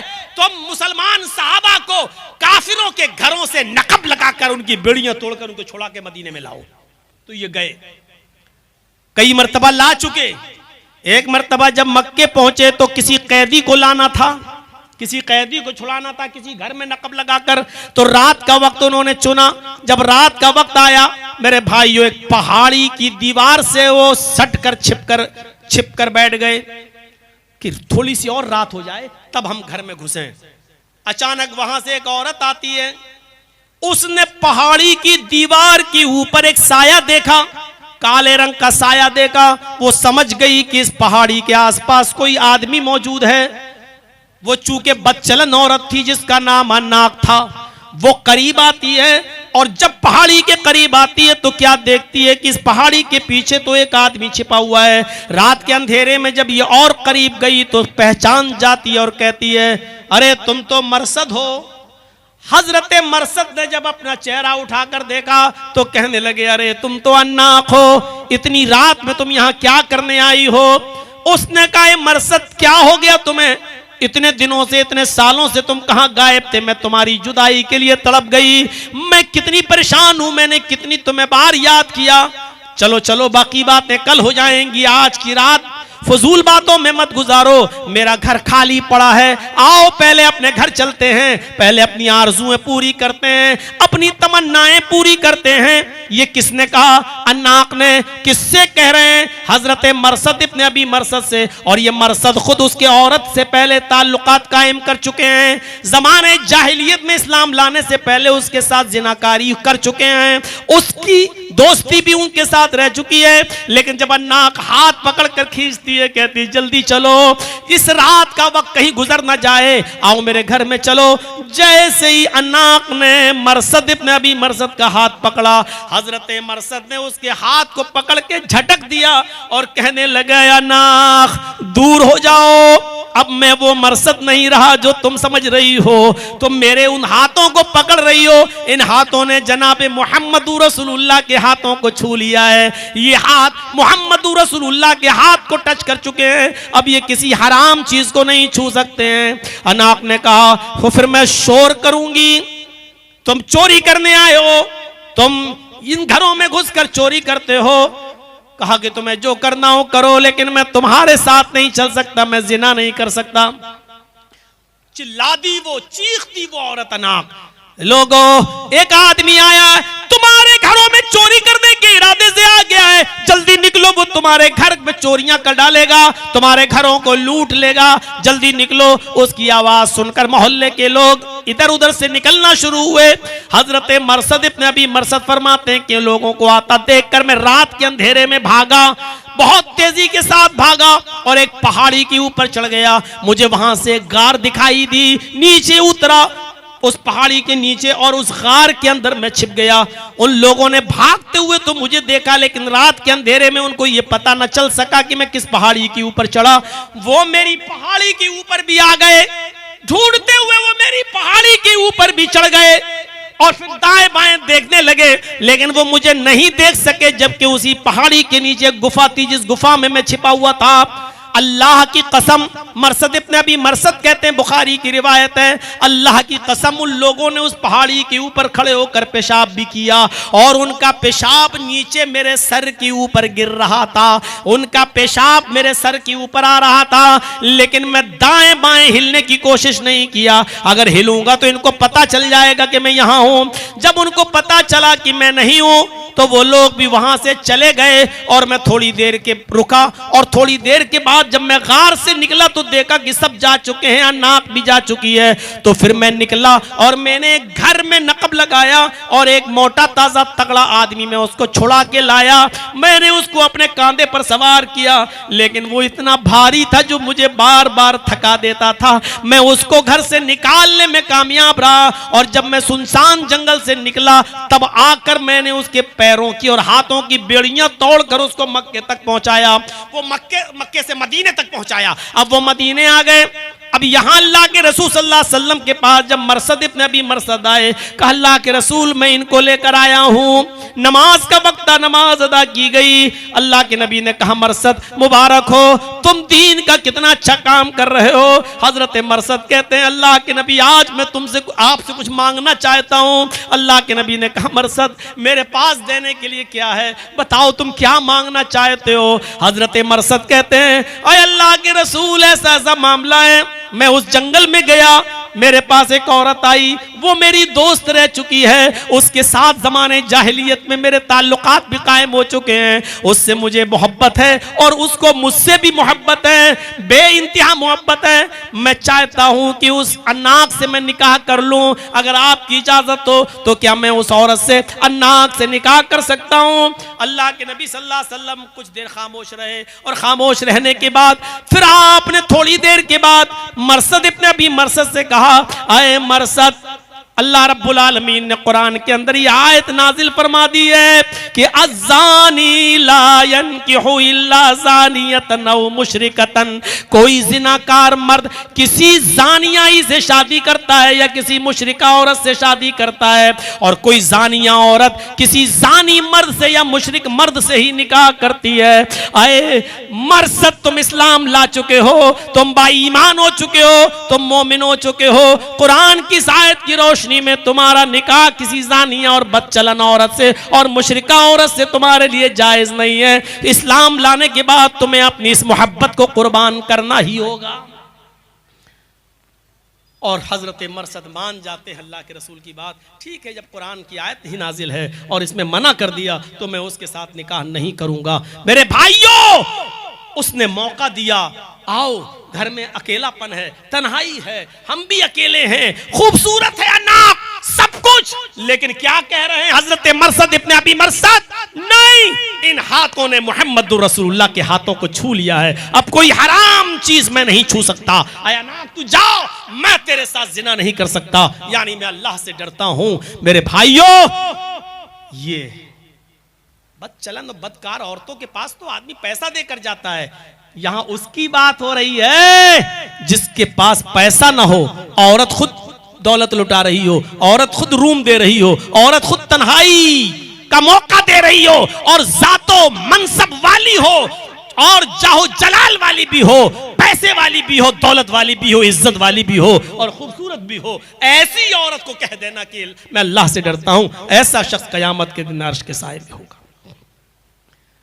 सिफतुस सफवा अल्लामा इब्नुल क़य्यिम अल जौज़ी की पढ़ेंगे तो उसमें इब्ने सीरीन का भी एक वाक़या आपको मिलेगा। इब्ने सीरीन जो बजाजी का काम करते थे, कपड़े की गठरी लाद लाद कर कपड़ा बेचा करते थे, उनके इलाके बस्ती में, जिस बस्ती में वो कपड़ा बेचने जाते थे, उसी बस्ती में एक अमीर ज़ादी बेवा औरत रहती थी। मेरे अल्फाज पर गौर कीजिएगा, अमीर ज़ादी बेवा, यानी पैसा दौलत की मालिक थी वो, और बेवा थी, उसका शौहर मर गया था, उसकी कई नौकरानियां थी, उसने अपनी नौकरानियों को लगा रखा था, जिस खूबसूरत नौजवान लड़के को देखो उसको मेरे पास भेज दिया करो, और वो हमारे साथ रंगरलियां उसके साथ बनाती थी। तो एक मौके पर उसकी एक नौकरानी ने कहा कि एक इमाम साहब हैं, बहुत खूबसूरत हैं, हसीन और जमील हैं, जवान हैं, और वो कपड़ा बेचते हैं, कहो तो उनको आपके पास लेकर आऊं। तो वो औरत बेवा कहने लगी बिल्कुल उनको लेकर आइए। और ये नौकरानी उनसे कहने लगी आप कपड़ा बेच रहे हैं? कहा अरे मेरी मालिकन बहुत पैसे वाली हैं, उनको कई कपड़े चाहिए, आप चलिए, वो बहुत नेक है, पर्दा करती है, घर से बाहर नहीं निकलती, इसलिए आपको कपड़ा लेकर घर पे चलना पड़ेगा। इमाम इब्ने सीरीन रहमतुल्लाह अलैह उनके घर पे जाते हैं। नौकरानी घर के दरवाजे के अंदर कर देती है, खुद बाहर रहती है, और ये अंदर जब दाखिल हो जाते हैं तो उस बेवा औरत के पास बैठ जाते हैं और कपड़ा दिखाने लगते हैं, ये इतने का, ये इतने का, ये इतने का। अब उसको कपड़ा तो खरीदना नहीं था, वो खूबसूरती देखकर माइल कहने लगी अरे मुझे कपड़ा नहीं खरीदना है, जितना तुम कपड़ा बेच रहे हो मैं सारी गठरी का पैसा तुमको दे दूंगी, कपड़ा भी दे दूंगी, पैसा भी दे दूंगी, जाई, मैं कपड़ा खरीदने के लिए नहीं बुलाई। तो कहा फिर किस लिए बुलाई हो? तुम्हारी नौकरानी ने तो यही कहा था बांदी ने कि कपड़ा खरीदेंगे। कहा मैंने कपड़ा खरीदने के लिए नहीं बुलाया, कपड़ा रखिए अपने पास, कपड़े का पैसा भी मैं तुमको दे दूंगी, जितने का कपड़ा पूरी गठरी पे दे दूंगी तुमको। तो कहा बुलाया किस लिए? उसने छूटते ही जो जुमला कहा वो जुमला था उदनु मिन्नी, मेरे करीब आइए, इधर आइए, मेरे करीब आइए, मुझसे मिलिए, मुझसे जिमा कीजिए। इन्होंने कपड़े की गठरी बांधी और लगे अब उसको नसीहत करने, इन्नल हम्दुलिल्लाह नहमदुहु व नस्तईनुहु व नस्तगफिर, और लगे उसको। अल्लाह के रसूल ने ये फरमाया, कुरान में ये आया है, और जिना की मजम्मत और जिना की बुराई और जिना का अजाब और जिना सब कुछ, लेकिन उसके ऊपर तो भूत चढ़ा था, उसकी खोपड़ी पर भूत चढ़ा था जवानी का। कहने लगी अच्छा सब बातें आपकी सुन ली, अरे ठीक हम तौबा कर लेंगे बाद में, लेकिन अभी आइए। कहने लगे ये तो मानेगी नहीं, इनकी नसीहतें वहां कोई काम ही नहीं आ रही, जो नसीहत कर रहे हैं वो कह रही अपनी जेब में रखो, आओ, हर बात पे कहती उदनु मिन्नी, मेरे करीब आओ। इन्होंने कहा अच्छा सुनो, मुझे बहुत तेज लैट्रीन लग रही है। इमाम इब्ने सीरीन ने फरमाया मुझे बहुत तेज क़ज़ाए हाजत की जरूरत है, मुझे लैट्रीन लग रही है, आप मुझे अपना बाथरूम बता दीजिए कहाँ है। उसने कहा बस इतनी सी बात, चलो मैं बता देती हूँ, जल्दी से फारिग होके आइए, लेकिन आइए हमारे पास। इनको बाथरूम में ये चले गए। अब ये देखते रहे कि बाथरूम में कितने देर बंद रहेंगे। थोड़ी देर के बाद ये निकले तो किचन में घुस गए। किचन में एक नाली थी, इमाम इब्ने सीरीन की नजर उस नाली पे पड़ी जिसमें वो औरत जो बर्तन धोती थी, वो सब कीचड़ और कचड़ा उसी नाली में जमा होता था, और उसी नाली के जरिए वो वहां से पानी निकलता था, बाहर जाता था। ये उसके पास बैठ गए और जो काली कीचड़ थी उस नाली में, उसको हाथ से लेकर अपने कपड़ों पे मलना शुरू कर दिया, और फिर दूसरा हाथ लिया, कीचड़ इधर उधर सब जगह अपनी गंदगी से लथपथ कर लिया अपने आप को। और उस औरत के पास गए, चलो आओ, चलो कहां चलना है। उसको जो बदबू लगी, उसने कहा ए तेरा दिमाग खराब है, ये क्या करके आ गया, हट भाग भाग भाग। इन्होंने कपड़े की गठरी उठाई और दरवाजे से जैसी खुला भागे वहां से, और सीधे उस गांव के कुएं के पास आए। जल्दी से अपनी गठरी रखी और कपड़े उठा के उसी कुएं से धोए, और कपड़ा धोने के बाद कहते अल्लाह तेरा शुक्र है कि तूने मुझे जिना से बचा लिया, अल्लाह तेरा शुक्र है कि तूने मुझे मेरा मुंह काला होने से बचा लिया। वो तो हाथ धोकर नहीं, हाथ धोकर मेरे पीछे पड़ चुकी थी। आय अल्लाह तेरा रहमो करम रहा, और तूने मेरे दिमाग में ये तरकीब डाल दी और इस तरकीब से मैं बच गया। मेरे भाइयों, इस तरीके से लोग इस जिनाकारी से बचते थे, वरना औरतें तो पूरा मौका देती थी। आओ, हजरत यूसुफ अलैहिस्सलातु वस्सलाम के पास क्या मौका नहीं था?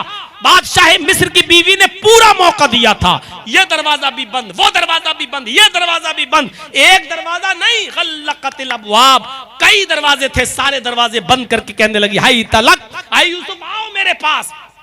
और यूसुफ अगर उसकी बात मान लेते तो 5 उंगली घी में, यूसुफ अगर उसकी बात मान लेते तो कितना करीबी बन के रहते। बादशाह की बीवी कितना इज्जत देती, कितना सम्मान देती, अपने शौहर से भी छिपाती, इज्जत भी देती, दौलत भी देती, पैसा भी देती, और अपना जिस्म भी देने के लिए तैयार थी। लेकिन हजरत यूसुफ अलैहिस्सलाम बचे रहे और यही कहते रहे काला माज़ अल्लाह, अल्लाह की पनाह, अल्लाह की पनाह, अल्लाह से डरते रहे और उस औरत के करीब नहीं गए। तो मेरे भाइयों, जिना से बचने वालों के बहुत से वाक़यात हैं। तो रजुलुन दाअतहु इम्राअतुन ज़ात मनसब व जमाल फ़क़ाल इन्नी अख़ाफ़ुल्लाह। 5वां वो आदमी अर्श के साए में होगा जिसको किसी खूबसूरत, हसीन व जमील, शरीफ औरत ने बुरे काम के लिए बुलाया और उसने कह दिया कि मैं अल्लाह से डरता हूँ। पांचवा आदमी। छठा आदमी कौन सा होगा जो अर्श के साए में होगा? रजुलुन तसद्दक़ बिसदक़तिन फ़अख़फ़ाहा हत्ता ला तअलम शिमालुहु मा तुनफ़िक़ु यमीनुहु। छठा आदमी वो अल्लाह के अर्श के साए में होगा जिसने किसी को छिपाकर चुपके से सदका और खैरात किया होगा, और इतना चुपके से दिया होगा कि दाहिने हाथ से दिया हो और बाएं हाथ को भी किसी को खबर ना हो, बाएं हाथ को भी खबर ना हो, चुपके से दिया हो, दाहिने हाथ से दिया हो और बाएं हाथ को भी खबर ना हो। इसका मतलब क्या है? मतलब यह है शौहर अगर सदका कर रहा है तो बीवी तक को पता ना चले, और बीवी सदका कर रही है, किसी गरीब की मदद कर रही है तो शौहर को भी पता ना चले, बाप दे रहा है तो बेटे को भी पता ना चले, और बेटा दे रहा है तो बाप को भी पता न चले। यह है चुपके से देने का मतलब। आए रमजान के महीनों में गरीबों को साड़ियां देने वालों, रमजान के महीने में गरीबों को कपड़े देने वालों, रमजान के महीने में चादरें देने वालों, सदका और खैरात करने वालों, उस गरीब की मदद करते वक्त वीडियो बनाने वालों, उनके फोटो खींच के व्हाट्सएप ग्रुप पे डालने वालों और ये दिखाने वालों कि मैंने आज इतने गरीबों की मदद की है, तुम अल्लाह के अर्श के साए में जगह नहीं पाओगे, इसलिए कि तुमने अपने सदके और खैरात की नुमाइश की है, तुमने उस गरीब को भी जलील किया है, तुमने उस गरीब को भी रुस्वा किया है। ये कौन सा सदका है कि आप गरीब की मदद कर रहे हैं? और एक बेचारी एक औरत अपने बच्चे को लेकर आई है, दूध पी रहा है उसका बच्चा, और उसके साथ फोटो, उसको तेल दे रहे हो, चावल दे रहे हो, गेहूं दे रहे हो, शरबत रूह अफ़ज़ा की बोतल दे रहे हो, और उसका फोटो भी खींच के व्हाट्सएप पे डाल रहे हो कि मैंने आज 10 गरीब औरतों की मदद की, आज मैंने 20 गरीब औरतों की मदद की है। तुमने उस औरत को भी जलील कर दिया, जबकि सदका और खैरात का तो ये हुक्म था कि तुम दाहिने हाथ से दो तो बाएं हाथ को भी खबर ना हो, यानी उस औरत की और उस आदमी की भी इज्जत दांव पे न लगे, उसकी भी बेइज्जती ना हो जिसको आप दे रहे हो। तुम्हें नुमाइश की पड़ी हुई है, तुम्हें 100 आदमियों का रोजा इफ्तार कराते हो तो फोटो खींचते हो, ये आज मैंने 100 आदमियों को रोजा इफ्तार कराया है, दुआ करना अल्लाह ताला से कि अल्लाह हमारे रोजा इफ्तार को कबूल फरमाए। अब क्या कबूल फरमाएगा अल्लाह? है तूने पहले ही उसकी नुमाइश कर दी है, तेरे अंदर का इखलास पहले मर चुका है। उम्रा करने जा रहा है, एहराम बांधे हुए खाने काबा के सामने खड़े होकर सेल्फी खींचे, अब उसको फेसबुक पे और व्हाट्सएप पे अल्लाह ने मुझे उम्रे की तौफीक दी, दुआ करना अल्लाह कबूल कर ले। अरे बेगैरत, तू जिनसे दुआ करवा रहा है उस जगह पर खाने काबा का गिलाफ पकड़ के रोया होता तो अल्लाह ने तेरा गुनाह माफ कर दिया होता, तेरी तौबा कबूल कर ली होती। बेगैरत, तो उनसे दुआ करवा रहा है जिनको बेचारों को खुद नहीं मालूम कि हमारी दुआएं अल्लाह क्या कबूल हो रही है नहीं हो रही है, और तू सेल्फी लेके डलवा रहा है। सबसे बड़ा नासूर हमारे जमाने का यह है कि आज मौलवियों की तस्वीरें, आज उलमा की तस्वीरें और उनकी सेल्फियां खींची जाती हैं और इसको बड़ा फख्र के साथ शेयर किया जाता है। अब जिसकी तस्वीर मेरे साथ आ गई, मौलाना जर्जीस से मैं मिल के आया हूं, तो क्या हुआ? तेरा बाप अब जन्नत में चला जाएगा क्या? तू जन्नतुल फिरदौस का मुस्तहिक हो जाएगा क्या?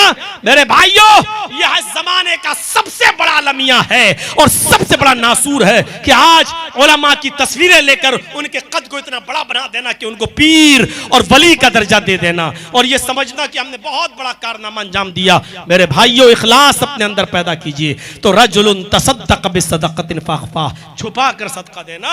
मेरे भाइयों, ये छठी चीज, और 7वीं चीज और सुन लो, व रजुलुन ज़करल्लाह खालियन फ़फ़ाज़त ऐना, जिसने खामोश अल्लाह को तन्हाई में याद किया, जिसने अल्लाह को तन्हाई में याद किया और उसके आंखों से आंसू आ गए।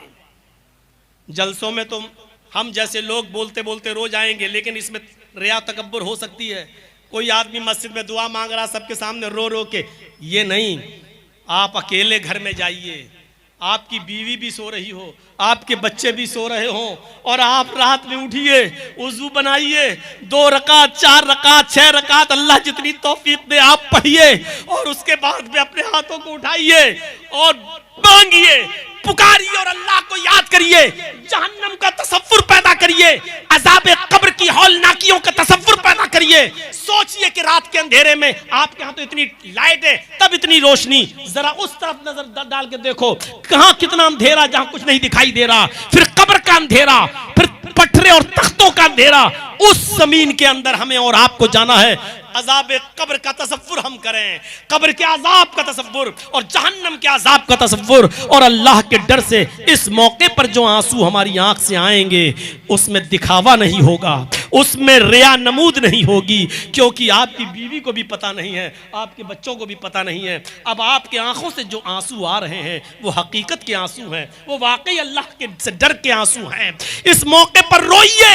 और अल्लाह ने कहा जो तन्हाई में मुझे याद करके रो दिया, रजुलुन ज़कर अल्लाह, जिसने तन्हाई में अल्लाह को याद किया, फफाज़त ऐना, और उसकी आंखों से आंसू बह गए, आंखों से आंसू निकल गए, तो इन आंसुओं से हम उसके गुनाहों की स्याही को धुल देंगे और ये शख्स कल कयामत के दिन अर्श के साए में जगह पाएगा। तो अल्लाह को तन्हाई में याद करो, अल्लाह को अकेले में याद करो, अल्लाह को अकेले में पुकारो और उससे जहन्नम के अजाब से पनाह मांगो। जितने भी बड़े बड़े सहाबा गुजरे उन्होंने रात की तन्हाइयों में खिदमत खल्क की। हजरत उमर रात के अंधेरे में देखते थे कोई भूखा तो नहीं है, और जो भूखा होता था उसको पहुंचाते थे, और फिर दरबार खिलाफत में आकर तहज्जुद की नमाज पढ़ते थे और कहते थे रब्बना सिर्फ अन्ना अजाब जहन्नम इन्ना अजाबहा काना गरामा, ऐ अल्लाह जहन्नम का अजाब हमसे हटा ले, यकीनन तेरा अजाब बहुत ही ज्यादा सख्त और चिपटने वाला है। ये अल्लाह के अजाब से रोया करते थे। खुद अल्लाह के नबी सल्लल्लाहु अलैहि वसल्लम तन्हाइयों में अल्लाह के अजाब को सोच सोच कर रोते थे। हजरत आयशा फरमाती हैं कभी मैं सजदे की जगह पर हाथ मारती थी तो आंसुओं की वजह से सजदे की जमीन तर हो जाया करती थी, भीग जाया करती थी, इतना अल्लाह के रसूल सल्लल्लाहु अलैहि वसल्लम रोया करते थे। तो ये तन्हाई में रोने की आदत डालिए। तो ये 7 किस्म के लोगों का तस्करा मैंने किया है। मुझे 1:30 बजे अपनी तकरीर ख़त्म करना थी, लेकिन 2 बजा दिया है मैंने आज, वो इसलिए कि मुझे टाइम पहले मिलना था, लेकिन थोड़ा सा आप लोगों ने भी वक्त देर से दिया। तो ये 7 किस्म के लोग अर्श के साए में होंगे। अल्लाह से दुआ कीजिए कि अल्लाह ये 7 खूबियाँ तो हमारे अंदर पैदा फरमा दे। आय अल्लाह हमें अदल इंसाफ करने की तौफीक अता फरमा। आय अल्लाह हमारे जवानों को अपनी इबादत करने की तौफीक दे, हमारा दिमाग दिल मस्जिदों की तरफ लगा दे, हमें मोहब्बत अल्लाह के लिए और दुश्मनी अल्लाह के लिए करने की तौफीक अता फरमा। आय अल्लाह हमको जिनाकारी और बदकारी से महफूज फरमा। इलाहुल आलमीन सदका और खैरात चुपके से खुफिया तौर पर देने की तौफीक अता फरमा और तन्हाइयों में रोने की तौफीक हमें अता फरमा। आय अल्लाह जब तक तो हमें जिंदा रख, इस्लाम पर जिंदा रखना, और जब हमारा खात्मा हो तो ईमान पर खात्मा फरमाना। वमा अलैना इल्लल बलागुल मुबीन व आखिरु दअवाना अनिल हम्दुलिल्लाहि रब्बिल आलमीन। सलामु अलैकुम व रहमतुल्लाहि व बरकातुहू। आप लोग कितने जिद्दी हैं, मना कर रहा हूँ, सेल्फी पे बोला हूँ, फोटो पे बोला हूँ, फिर भी कुत्ते की दुम टेढ़ी रहती है, वो टेढ़ी। व अशहदु अल्ला इलाहा इल्लल्लाहु वहदहु ला शरीका लह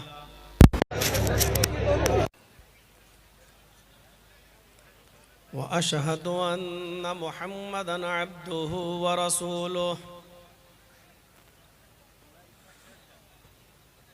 अम्मा बाद फ़इन्न खैरल हदीस किताबुल्लाह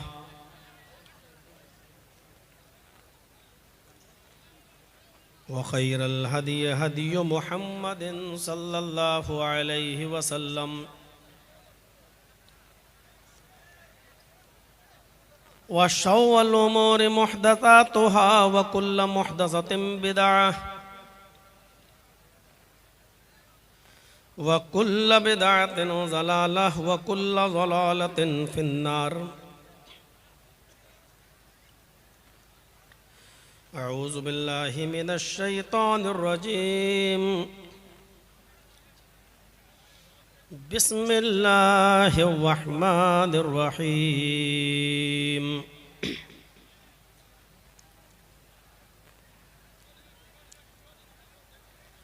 या अय्युहन्नासु इत्तक़ू रब्बकुम इन्न ज़ल्ज़लतस्साअति शैउन अज़ीम। यौम तरौनहा तज़हलु कुल्लु मुर्ज़िअतिन अम्मा अर्ज़अत व तज़अु कुल्लु ज़ाति हम्लिन हम्लहा व तरन्नास सुकारा व मा हुम बिसुकारा वलाकिन्न अज़ाबल्लाहि शदीद।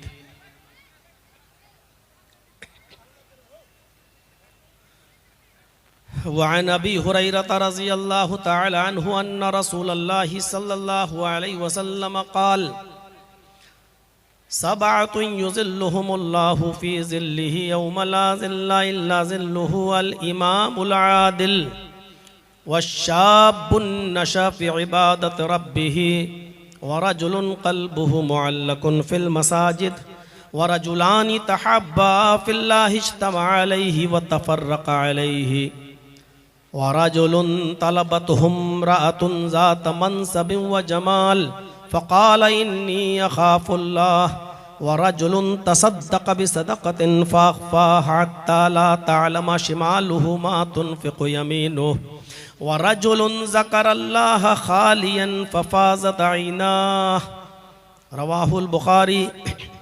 और रब्बि इश्रह ली सदरी व यस्सिर ली अमरी वहलुल उक़दतम मिन लिसानी यफ़क़हू क़ौली। इस अज़ीमुश्शान इजलास के सदर मोहतरम फ़ज़ीलतुश शेख जनाब मौलाना मोहम्मद यूनुस अल असरी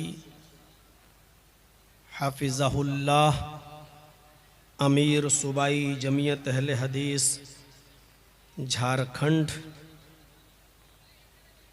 और इस इजलास के नाज़िम फ़ज़ीलतुश शेख अशफ़ाक़ सज्जाद सलफ़ी हफ़िज़हुल्लाह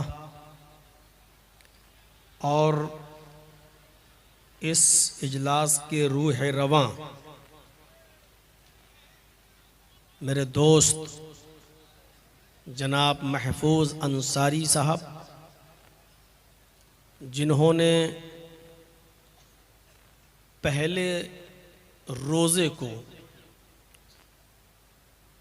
गुफ्तगू करके और रमज़ान को ड्यूटी देकर मुझ तक पहुंचाकर मेरे घर तक भेजकर ये तारीख़ का तयन किया था।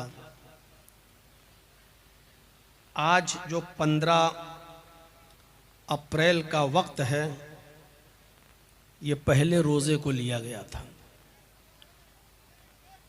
और महफूज अंसारी साहब अकेले अपने दम पर तन्हे तन्हा उन्होंने इस प्रोग्राम का ख़र्चा उठाया है। मुझे याद है कि इससे पहले भी एक बार महफूज अंसारी ने ये प्रोग्राम यहाँ रखा था सन 2012 में।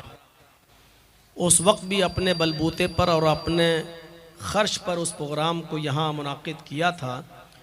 आज तकरीबन 14-15 साल के बाद दोबारा उन्होंने इस प्रोग्राम को यहाँ रखा। कल उनकी बेटी का निकाह भी है और रमज़ान साहब के बेटे के साथ अल्लाह रब्बुल आलमीन से दुआ है कि इलाहुल आलमीन उनकी बेटी के निकाह में और रमज़ान के बेटे के निकाह में खैर व बरकतें अता फ़रमाए और इस रिश्ते को कामयाबी से हम किनार फरमाए।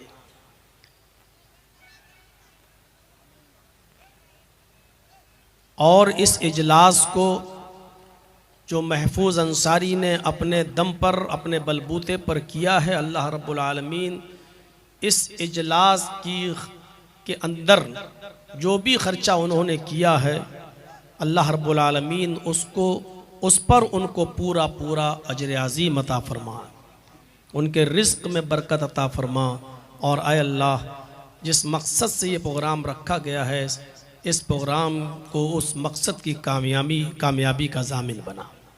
और हमारे स्टेज पर बैठे हुए मुअक्कर उलमाए किराम और आसाडीह और डिस्ट्रिक्ट मधुपुर और उसके अतराफ़ व अकनाफ से क़ुर्ब व जवार से तशरीफ़ लाए हुए मुअज़्ज़ज़ सामीन हज़रात, पर्दा नशीन इस्लामी ख़वातीन, माँ और बहनों, कौम व मिल्लत के लायकवर नौजवानों, मुस्तक़बिल के होनहार अज़ीज़ बच्चों, मेरी नज़र जहाँ तक जा रही है मुझे लोगों का ठाठे मारता हुआ ये समंदर मेरी आंखों के सामने है। ऐसी बात नहीं कि इससे पहले कभी इतनी भीड़ नहीं हुई। मैं इस इलाके में जब भी आता हूँ, अल्लाह का शुक्र है कि लोग उस इजलास को कामयाब बना ही देते हैं अपनी हाज़िरी के ज़रिए। इस मर्तबा यहाँ तक पहुँचने में कुछ वक्त लगा और काफ़ी अरसे के बाद आपके इस इलाके में मेरी आमद हो रही है और आप खुलूस और मोहब्बत के साथ यहाँ आते हैं। मेरी गुजारिश है कि आप खुलूस और मोहब्बत के साथ ही इस प्रोग्राम को समाअत फरमाएं, संजीदगी के साथ सुने, खामोशी अख्तियार करें। इस इजलास का जो मकसद है उस मकसद को अपने अंदर पूरा करने की कोशिश करें।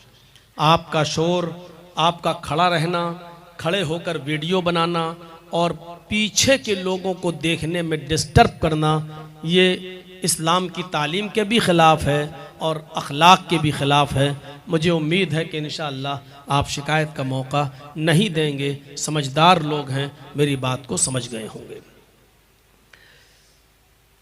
मैंने कुरान करीम की जो आयत आपके सामने तिलावत की है और उसके बाद बुखारी की एक हदीस मैंने पढ़ी है। हम और आप जिस दुनिया में जी रहे हैं, ये टेम्परेरी जिंदगी है, टेम्परेरी लाइफ है। कुछ दिनों के लिए मिली है और उसके बाद में खत्म हो जाएगी।